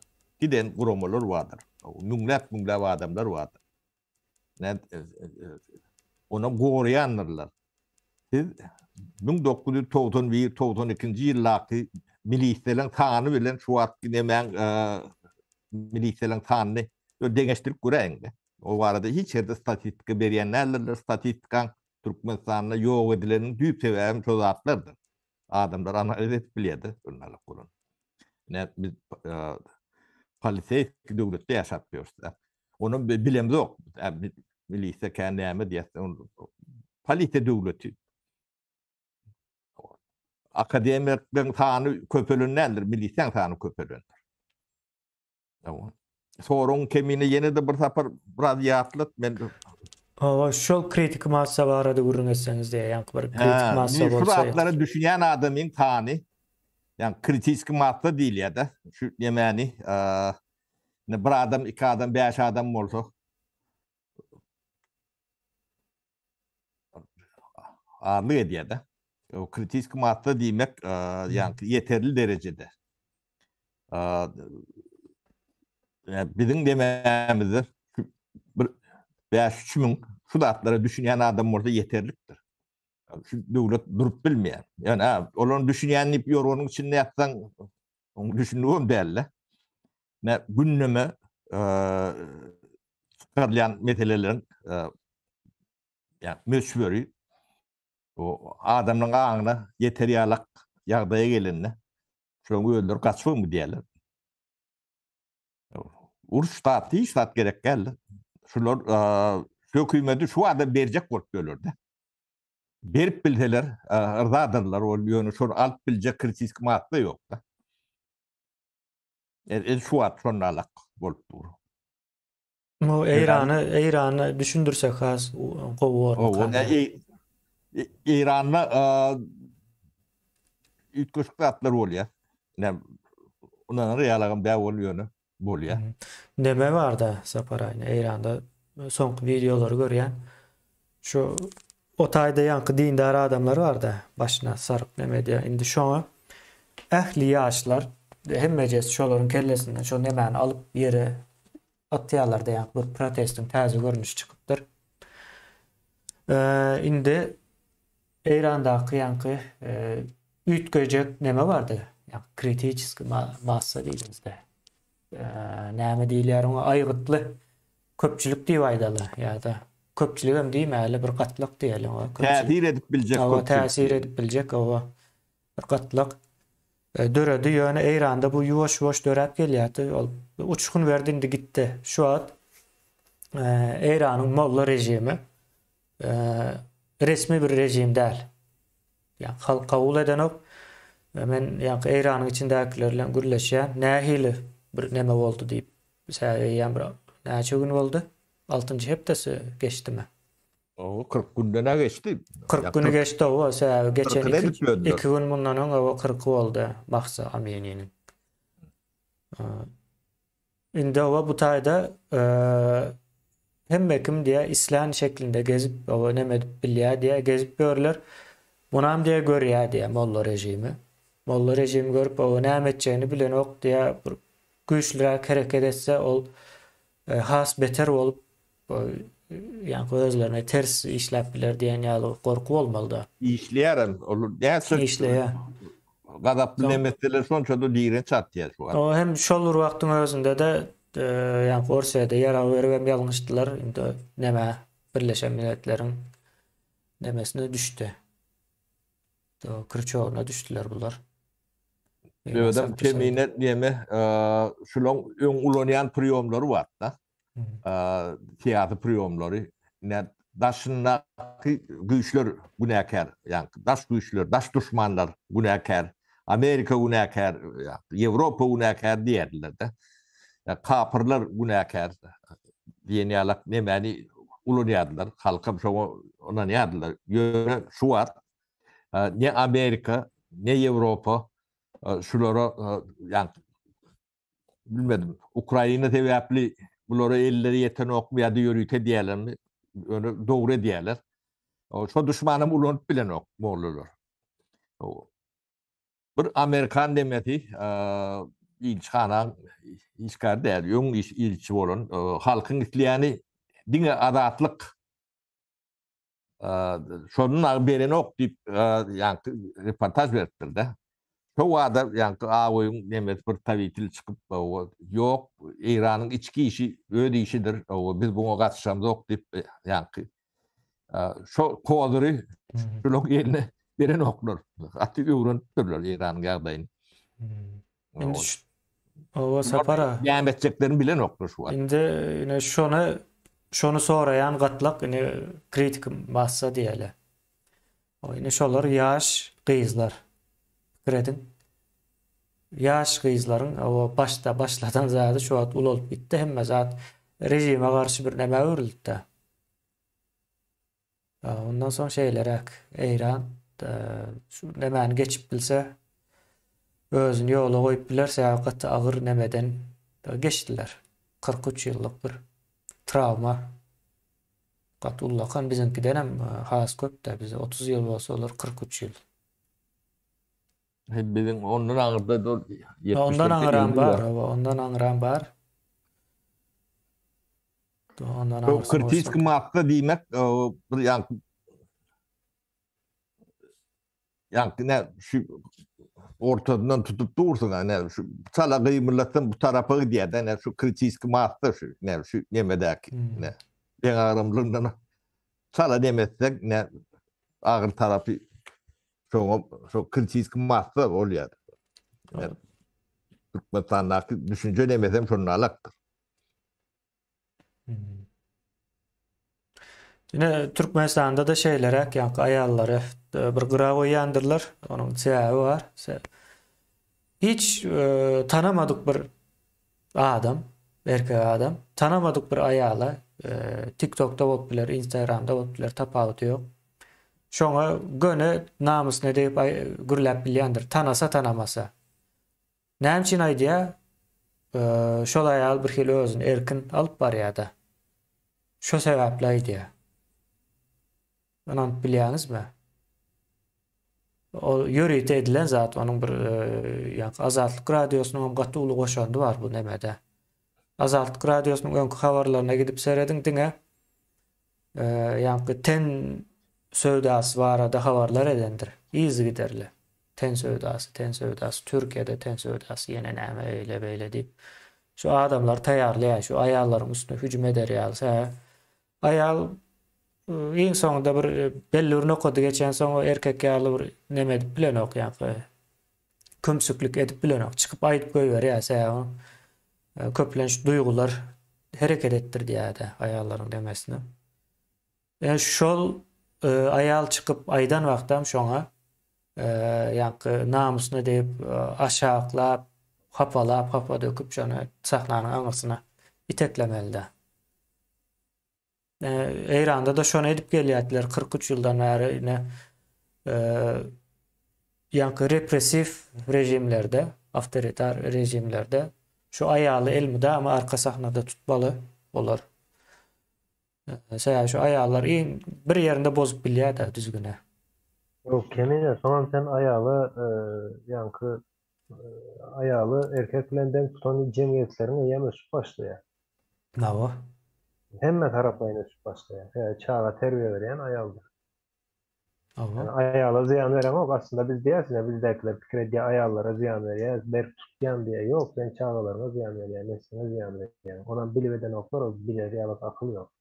Ama ayallar ten satmak azat. O hem mevdakikalar yöne erkeğin tenini hiç kim alan yok Türkmenin. Olmasa erkeğin ten satmak. Bizde ne var erkek. Yok erkekte de ahlak diyen zat kalmandır ha. Dünyanız yöne bu hakikattır. Erkekte de ahlak yok. Ahlakı var bir erkek Yalan ayalın sözlemek olmandı. yalan sözlemez ayalının namusunu korar. Sol ayalın namusunu koramak diýse ýalňyş düşünmän. Birinciden ayalın ýanynda bolan sözlerini ayalın üstüne gitmez. Ayal ejiz diýip onu baskılamaz. Yani birazcık ahlaklı erkekler. Yani bulan şol tenni hiç kim satmaz onu şoňa ýanky gawanmak diýil yani. Gawanýarlar meňzeçe. Ayallar edýär diýil. Ama ayal edýän olsa ol Türkmenistanyň şu şertlerinde erkekler günäsi üçin edýärler. Erkek eğer ayalı seyredip bilmeyen olsam ol ayal bir zat edip yani çağrısını eklemeli. Durmuşunu devam ettirmeli. Onun tebii guruluş şeyler Nawa. ayalların. Onun tebiatı şoňalyk ayal. Yo ol Siýasat ýene diýip duranok, pikirlenip duranok. Yani çağrısı, söz konusu çağrısı olanda, başgalası olanda ayal başka kirli hareket edýär erkekden. Yani doğru hareket edýär. o ýene aýdyň şo zatlary olar bilýär. Bilen üçin ayallar elmide ama sahnanyň aňyrsynda tutmaly. Sahna çykjak bolsa da şonu bir nemesi bolmaly da. Dil gysga ýeri bolmaly, ýüz gara bolmaly da etmeli şolary. O özümüzde bir yaşadık an hemen. O öyle çağırımla başka bir gıydı tant ettirip o öyle çağırımla dip çıkarıp yemet gördüler.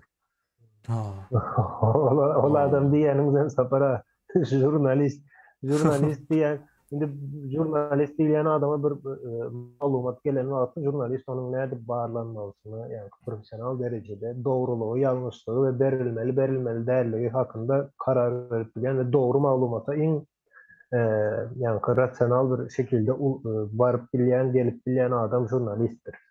Yani bu gelýär TikTok'ta, onam TikTok'ta gözler tapandır diýemok. Özü şoňalyk videolar gören için şonu TikTok ýa-ni recommendation diýilýär. Şonda çıkarıp görkezden olmagy mümkin.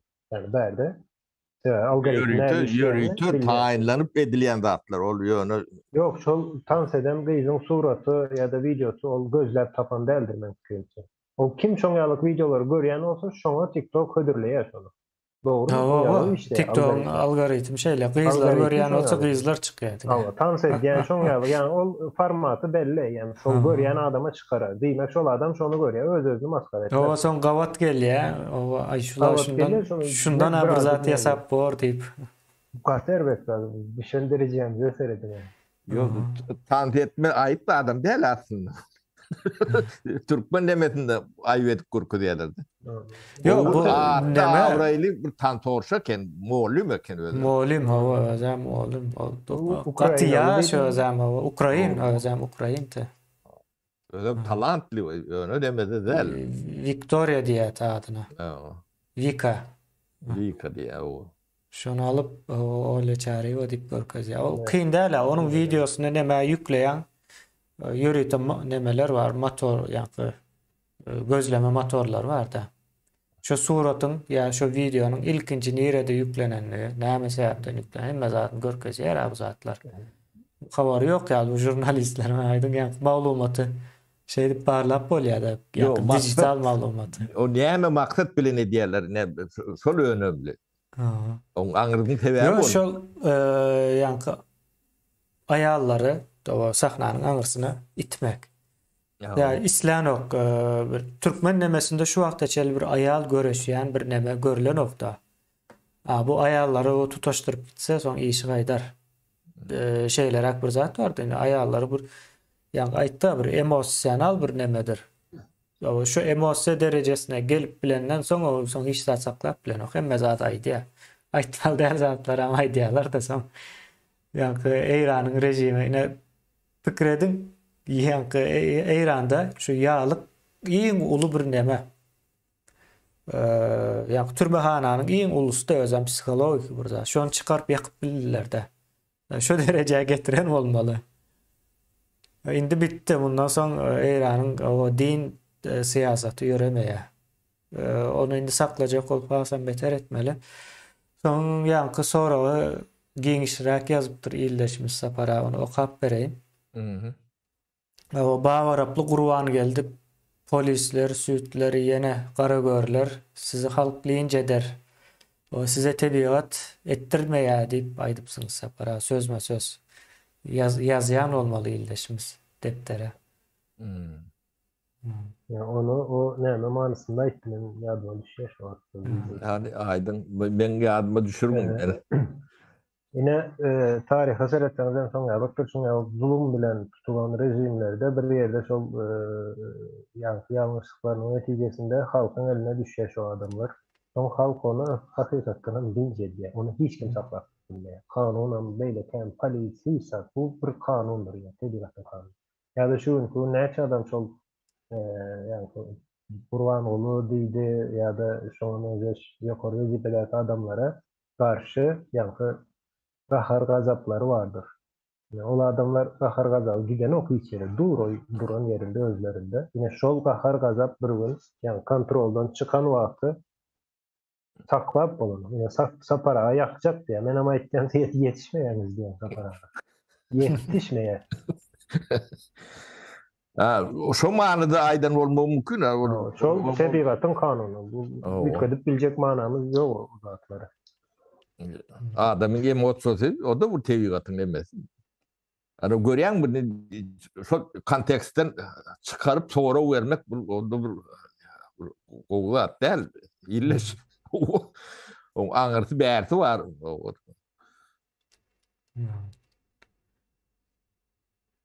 Şeylerek. Türkmenistanda o hakyky bir neme var.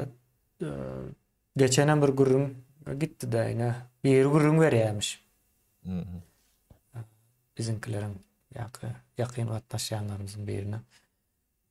Şu gözüne kestirip gördü ya da yankı bir ikisine. Şunu diye özüne bir öldürecek diye. O çağları, ayal kızlarına da ama o şoların öz eden zatını edecek diye de yani düşünüp olandır deyip umid diyen. Şonun yalı yankı plan düzüp gezip gören adamlar var. Şu yurt diye bir üyütkap başlasa diye içine girip başlasak diye şunu edecek diye de. Yani bunu bir adam değil, iki adam değil, o katıken deme var. Her kim öz... Yakan adamları katıken. O biri bir uçaskoyun adına diye ayrılıp dur. Biz bu zatları bir ekrana verip göremiz o. Birinin yine bir prokuror var diye, biri yine bir hakim var diye, biri o pelança yankı näme diýer ona sanstansiýadan var diýip görenler var. Pikredin sanstansiýadan biri varmış, o şo gelip barlap işini yatyryp ýene näme edip diýe şu taýlara gelip o gul bolup işläp görüs diýe yankı maşgalaň ýarsy aňyrda ýarsy bärde. O pikredin ine şon ýaly adamlar var diýe öyle goýjak däl diýe. Ýalňyş diýse nämesi ýalňyş diýip soraýardy. O öldürmek yanlış deyip bilýän, aýdyp bilýän zadyň ondan aňyrsyny emmesi dogry. Kemine o daşınmama varacaklar eýem birazcık akıllı. Onu öldürer ýok derler, hiç kim habaram bolmaz mena. Hmm. Menem daşyndan bilýän käbir adamlaryň soň ýalypdyr. Hmm. Maksatlaryň planly, iň gorkunç tarapam olaryň eýem plan taýýarlaýarlar, plan çizýärler, wagt taýýarlaýarlar. Ýani şu gün ederim diýen ok hiç haýsam. Şu gün başa barmajanyny bilýär. Ol näme ýalypdyr. Ine bir ýanky Hmm. haýwanlary aw edýän haýwanlar bardyr. Olar awuna toplan wagtyny, ýerini ýanky 99% başarılı boljak şekilde, üstünlükli boljak şekilde hüjüm edýändirler. Bu daşyndakylar hem edil şoň ýalyp häzir. Hmm. Ýöňe Yani o zat Türklerde bu adı var. Hasım diýerler. Hasım. Ol yankı adamın tebigatyna nemedir? O kanuna aykırı bolsa da öňe adamın demesine. Tebigatda bolýan zatlar ýa-ni. O. Tebigat sözü şutaýdan gelýär. Bolup biljek zat gynandyrjy. Edilen zatlarynyň ýanky zahir bolan soň bu näme netije berjegini bilen oklar köp zatlary fikirsiz nemesiz ediberýärler de. Hmm. O iyidi yankı tragediýa ýugurlýar da. O bir ine iň bir neme bardy. Ine şuňa nädip ýalňyş diýip biljek. Meni diýä şol aýlyk türmäge bermeli adamlar barmyş diýä. Şu her aýda belli bir san iyi vermelmiş de türmä tutup. O şu sana o dolduracak bolup diýä ondan mundan bahana gözläp diýä türmäge beripdirler men diýä. Günäm ýok ýerine. O türmede yattım çıktım sağlığım gitti diye iş yok o yok bu yok daşar yurda çıktım diye de işlemene. Ben indi näme etmeli diye. Daşar yurda çıkmam hasam göz açılıyor. Ben indi näme etmeli diye men diye bir yurda barıp bilsem galany benim için kızıklı değil diye. Daşar yurdam gördüm diye yani durmuş nädip ýaşalmalysyny gördüm diye de. Köp saat ýitiripdir diye. Yine şu yitiren zatların kıyıska wagtyň içinde izin almakçı bolýan diye. Olon kanunu aýdyp berenler 50 000'dan kän adam öldü. Şunu öldürdüler. Öldüm değil. Şular öldürdüler. Ne şolon tohun arnaşlar vardır. Sonra 3'e 4'e köpelse 50 000 olsa 200 000 bolýar adam. O ýöne diňe şu meseleden yani ölüm biriniň hakatyny, biriniň doganyny, biriniň atasyny alyp gidendirler. Çağatynda, atygynda, demesinde duýu bardyr. Öç, aralmak. Onu näme kanuny ýüz tutanok diýip bilersiňiz. Kanuny ýüz tutar ýaly etdiň, halky jahil goýsaňyz, o şu duýgular bilen işlemeli bolýar. Siz öýdüňiz etdiňiz buny. Başka bir eden o. Yani halkı jahil goýan kim? Yani bilimi ýokary okujaýyny guradan öýde. O. Öýde bolsa soňam şundan alak netije bermeli bu. Halkam kanuny bilen o kanunyň özäm ýok. O.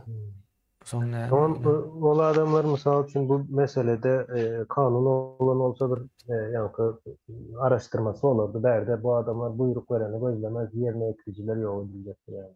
Ben görýän zadım. Gahar gazap bilen deňe şol bolýar. Ol yerine ýetirjän belki çağasyny eklemek üçin şol işlere girişýän bir ýöne o zatlar sorulýan däldir. O ýerde, o gyzgalanda kim buyruk berdi, mecbur edildiňmi o zatlar ýok. Yani hiç kili näme diýilýär? Söz bilen gatnaşyk bolmaz. Pikir alışmazsın. O ine umuman aýdanda tebigatam o beýleksem şu taýdan gelip çykýar. Ol ýanky türmeli mesele bolan döwründe gatkan adam jamatdy başyndan geçende burun berip akıl almaz. O yalan zatlar hem de bolan zatlar. Olaram boynan bölür türmäni derrew düzeltme bilen bolandyrlar. Onun bizim dememizde medeniyetimizde hiç neme golaylaşmandır. Da şu gündeme çıkarılmayan mesele Kraniski kedeli diye de son gangrena oluyorlar. Son için cemiyet tatarlaşmalılar. O meseleleri gündeme yemeğe çıkarmalılar. Medya gündemde durmalılar. Ağır meseleler nemeler. O ne hem için gerek? Şu zatlar inlikle kaytalanmadığı için gerektir. Onun adamların düşüncesi artyanlarlar. Şu zatlar bol elli. Bu topar adamini yanlışlıklardan uğrap bilirsiniz, halat edip bilirsiniz. Şu zatlar ikinci tapar kaytalanmadığı mümkün. Şol orayalak nemesi var. Tədiri. Gündeme çıkmadıkları bolmadıkları attır. Bu atlar bolmadı diye. Bir de meşguliyet diye. Yani o bir soru yani hiç kimin yok yerinde bir ağaç yıkılsa şunun sesi çıkıyor mu diye bir soru var. Şunun sesi çıkıyor değildir. Bizde de hiç kim yok yani. Bizde de o gündeme çıkmasa şu yok demez yani. Kapalı yok. Türkmenistan değildir. Aydalı ilginç bir zat olsun. Hiç kim şunu aytmasa şol zat bağır deyip kabul edilen o tarihada yazılan o bilinen o öyle yok. Bolan ok bilinen. Bu bolonok, o olin yönü ödlerinin sonradan bunu bilmeyen var mı diye de. O bilmeyen bolonu bilen yani beyli işler. Ağır alıp gürleştiniz mi o bilyen olsanız ne? Sonra o şatayda da ağır aldınız mı o? Bir şu bilyen temanızı. Yani şu tayda gürüne dursa o.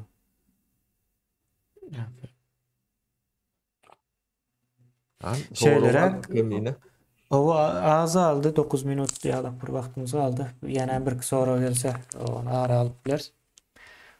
O ben şeyle bir zat demedi ya da yine yürüyte neme yazılardı. Ekrana çıkıp gürün etsen o gıyvat ediyeniz diye. Şama geldi yine hazır men. O ekrana çıkıp bir meseleni o gürün etmek o gıyvat nemesine dengeştirip sonra onu garalamalı. Yani iki etrafı koşan vaktin o iqtisadi özgörçlük bolýar diýip çykarýarlar beýlek tarapdan. Yani izah edýän erwet zady gowet görkezmeli. Ýa-da gowet düşündirmeli. Bir meseleniň üstü açyljak bolsa, o şu üst meseleniň üstü açylmagyna o şunu gıybat etdi ýa-da ýene başga bir zatlar etdi diýip üstüne bastyrmaly da. Endi bu o näme ýa-da bu hakikatin niresinde durýar ýa-da ýa-da ýalanyň niresinde durýar tapagy diýip iki tarapdan seretsen hem nemesini görüp bolýar da.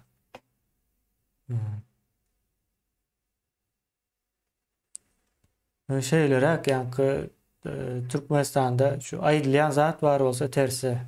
Yani Russiýada da bugün nemeni aýrypdyrlar da.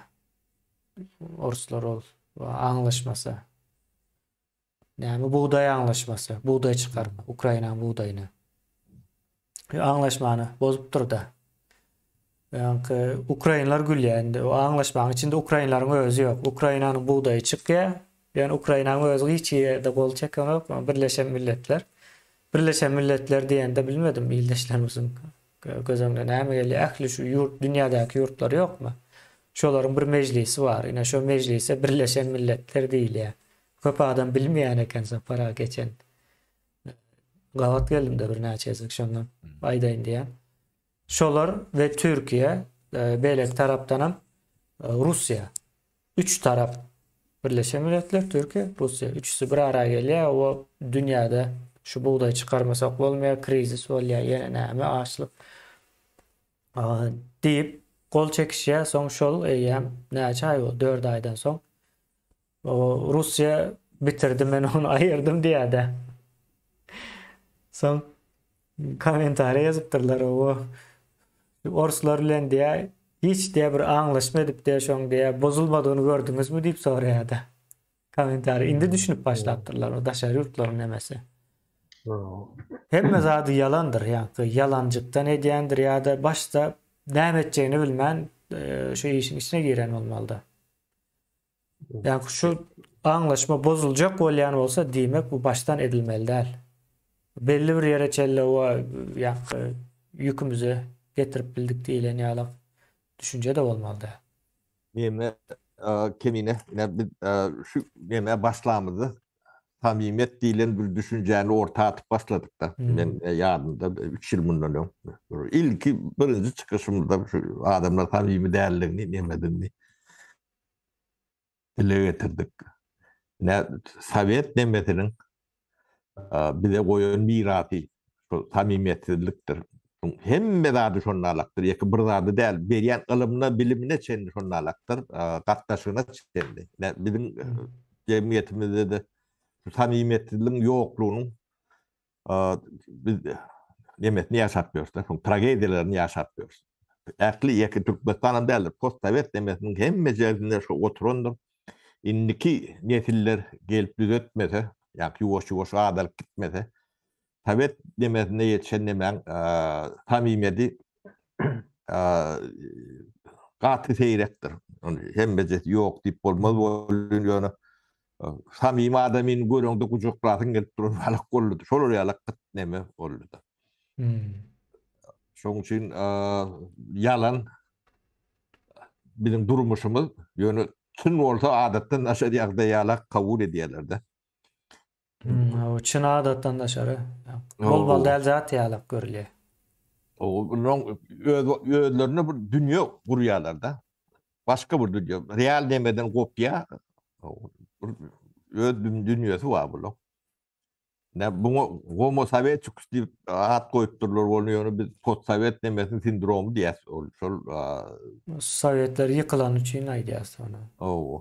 Bu gaty neme bu köp bir şey içine ýaşap görensem düşünen nokta. Görüp bilen ok. Bunu görmek için siz şu yani informasyonlu meydan vardır polio diliyede. Şu ors informasyonlu nemetinden çıkmalısınız.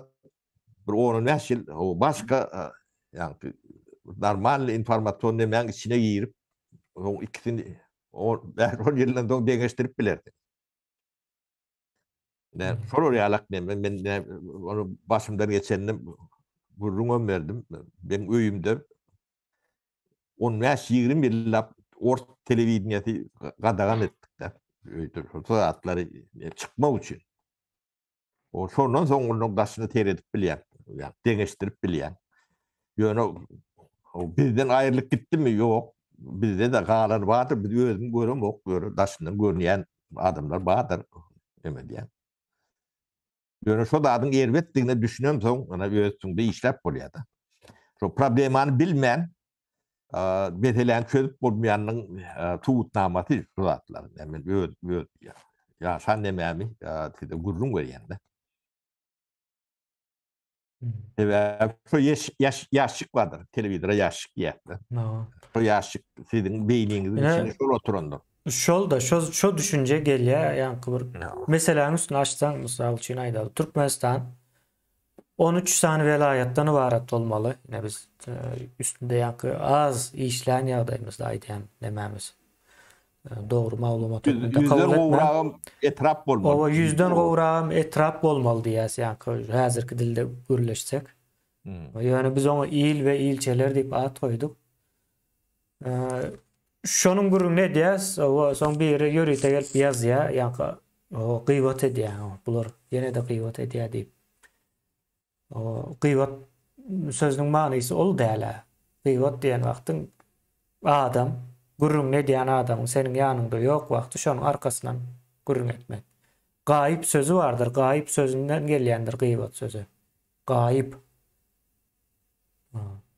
Ýanky gıyabynda diýmek, ýok wagtynda diýmek, gyýaby diýmek, ýok wagtynda gurrun etmek diýmek. Ýok wagtynda kimin gurrun edi ekrandan çykyp gurrun edip dursa. Ekranda arkaýyn berýäs. O gıybet bolmaýar, bu gurrun bolýar. Yani gıybet sözü bizim sözümüz däl birinciden, bir arabyň sözü bu. O şu ulanyp bilen zok. Şonuň üçin hem ulanyp bilen zok. Ene aýdyn. Ýanky näme üçin ulanýarlar, düşünemok ýanky. Bir tarap sözü ýaly. O tarap sözü hem Arapça aslında, onu seyretsen.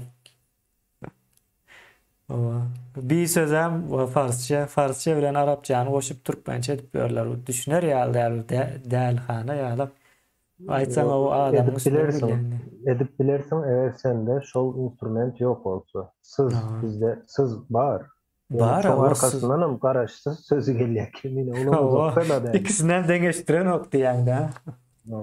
Neme kemine cevlemäkä bir pikir maýdaýyn. Ne hemmeksin maskalat var, çağat var, çuwat var. Cahil ýanata çağatyna näme berip bilýär? Düşünje nemetinde. Jahillik berip biler sapara. Ana. Onun siz çağağınızın dostu mu ya düşmanı olayanız ne soruyor ne ölçülmelisiniz. Yanata olacak bu adam. Ne Türkmenlere bir onu açığa diyat yani arkanızdan uzun eden yok. Kalapa hemmet değerler elbette. İyi işleyin hemen. Ö çağalarında ilkinci düşmanı yine sataktır. İngul düşmanı. Bu haysi canlarda var şurayalaklar kemiyle. Yani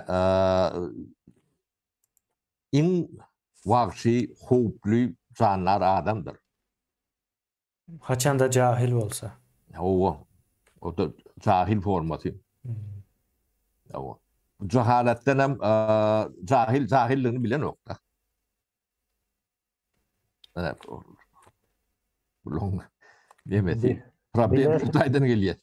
Bilen bunu şu özünü özünden gorak bilýär. Şu bilmese şu özünü özünden gorak. Onun bu cahilin yerden yiyip yerden çıkacağı, o sizin yerlere eseceği belli değildir. Bunu prognoz edip bir nokta.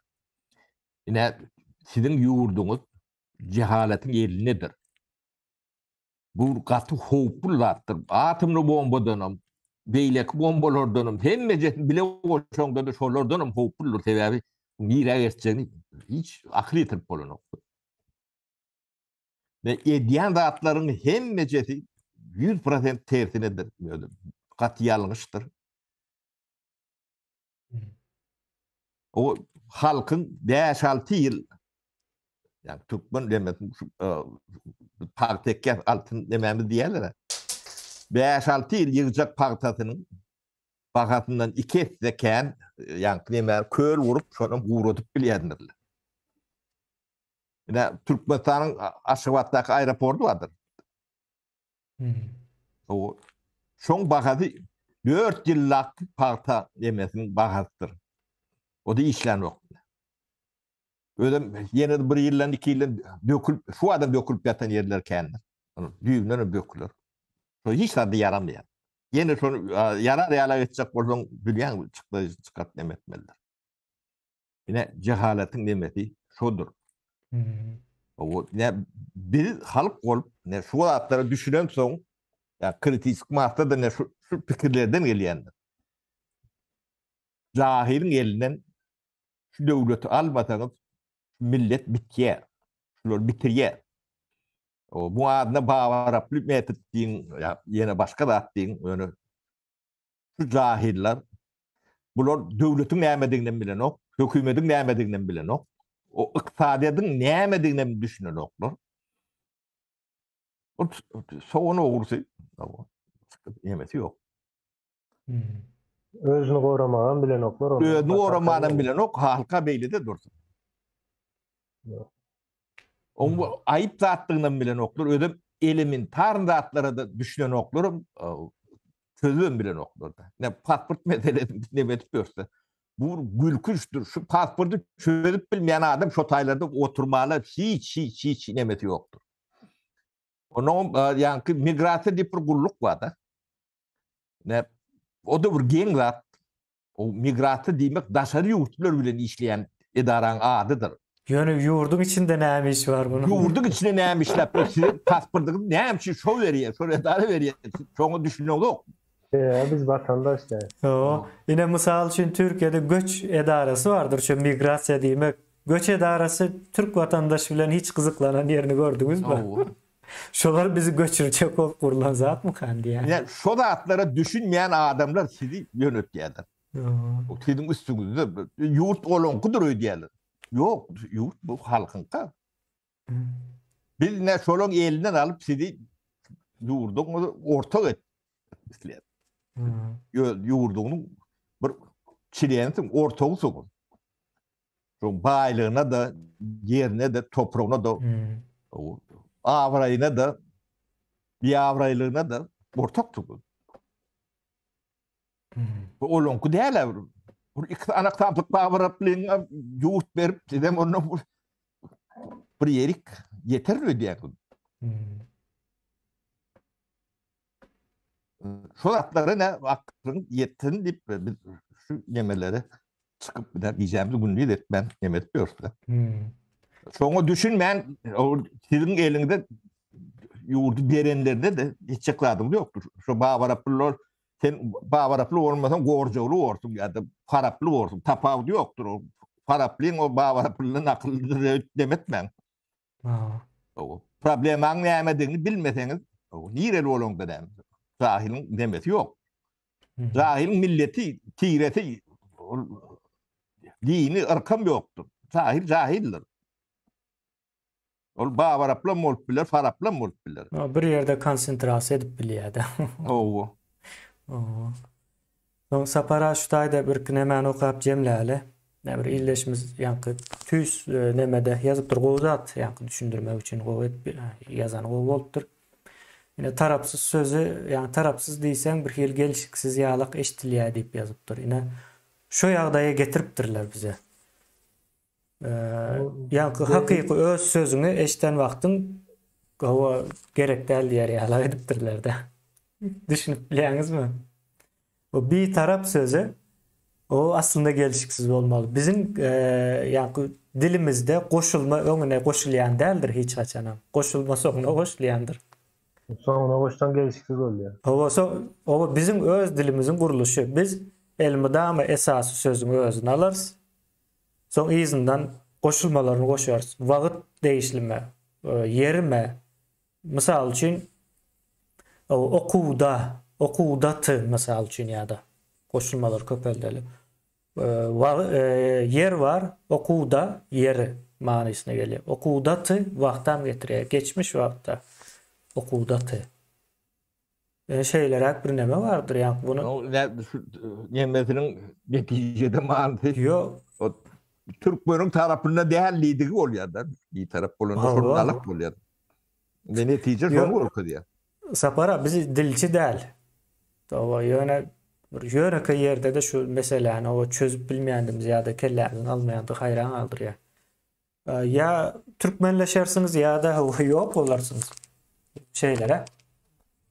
Sonra başka bir iyileşimiz yazıptır. Gayip söz bilen gıybat sözü ikisi menzeş mani beriyandığını alaşamak diye de iyileşimizin Arapça bilmesen sana bağlı değil onu Araplar şey ediptir. Misal için mektep sözü bilen kitap sözü birbirine menzeş değil. Yani ikisi bir söz. Bir yerden geliyor. Yazmak sözünden geliyor. Kemin o nemede vardır. Yani bu ben hemişe aytken ensiklopediya okan.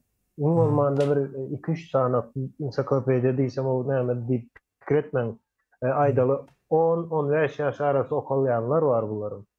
Şoları okan, bu fikirlerin için rüytkediye, sözün olanışını rüytkediye sizde öğretken olur.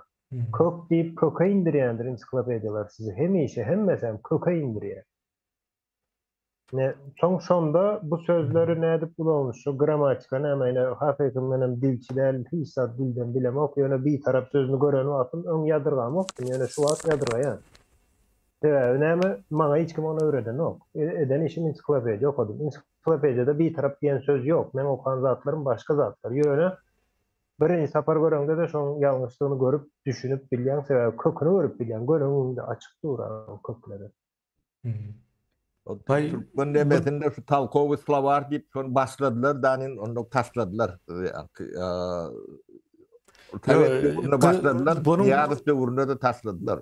Bunun bir gülkünç tarafı var. Biz hem yer hükmünde hem vakit hükmünde öz dilimize yakın olmalı, doğru değil mi? Ne o? Yer hökmünde de, wagt hökmünde de. Yani Türkiye bizden has soň orta çykýar we uzakda bir ýerde orta çykýar. Bular has dogry gürleýär bizim dilimizi. Bu näil bolýar? Türkleriň ağzından bir namus diýip söz eşitdiňizmi? Namussuz diýip bir söz vardır. Ya da Bir namus bir tertip diýip söz ýokdur. Terbiýesiz diýip söz vardır. Doğru değil mi? Ne o? Biz näme biz Eýranly mı? bir Eýranlar şeref ya da bir şeref, mesela bir şeref hem Farsça olmalı. Ova. Bir şeref mi? Bir şeref. bir şeref diýerler oba. Bir şeref de.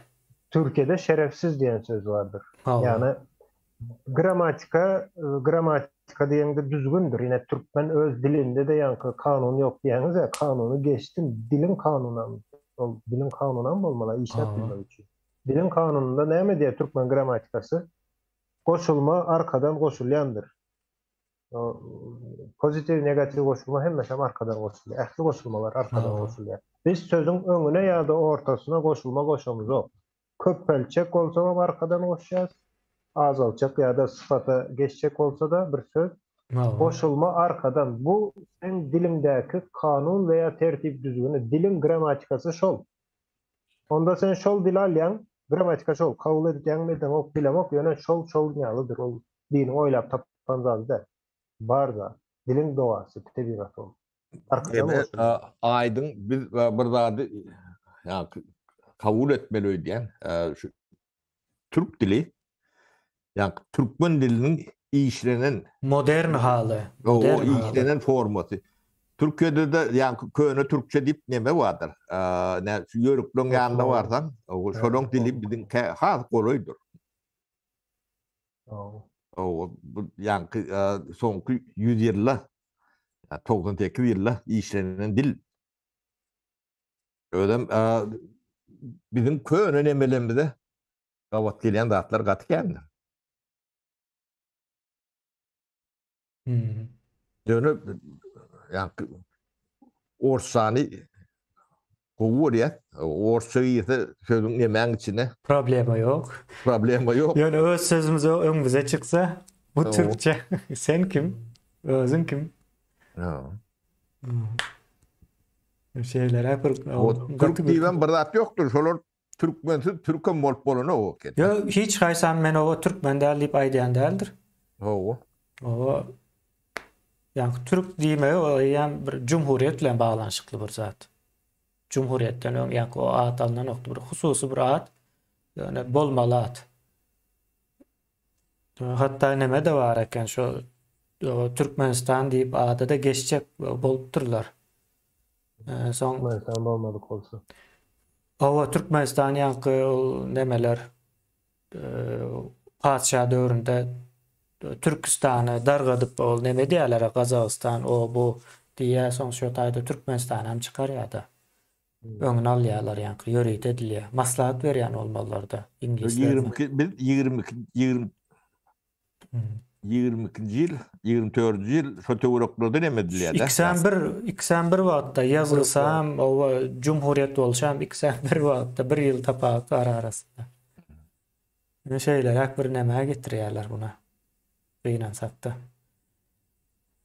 Ondan soň o Türkiye diýip o şo taýda galýarlar, ýoksa o asyl Türkmenistan şu wagtky Türkiye bolmaly. Bir oýun oýnaýarlar da. Ors tarapy. Ya belki inglizlerin maslahaty vardır, sä olar goýulýar bu meseleni. Orsun öz bir zaty ýok. Ene şu kommunikasiýa diýen zadyň gaty önemliligini aran ketdiler de gatnaşyk demeni, yani Türkiýe bilen, Anadolu bilen.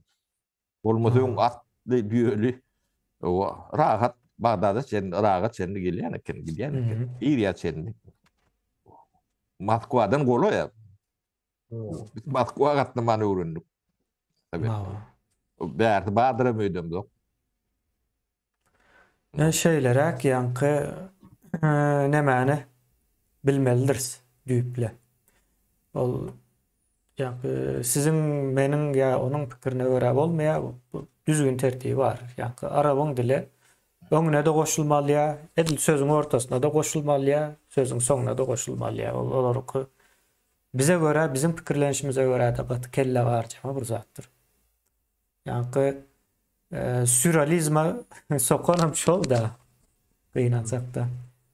Olaryň hyýal pikirlenjek bolsaň sürrealizm demesine girip bitmeli bolýar.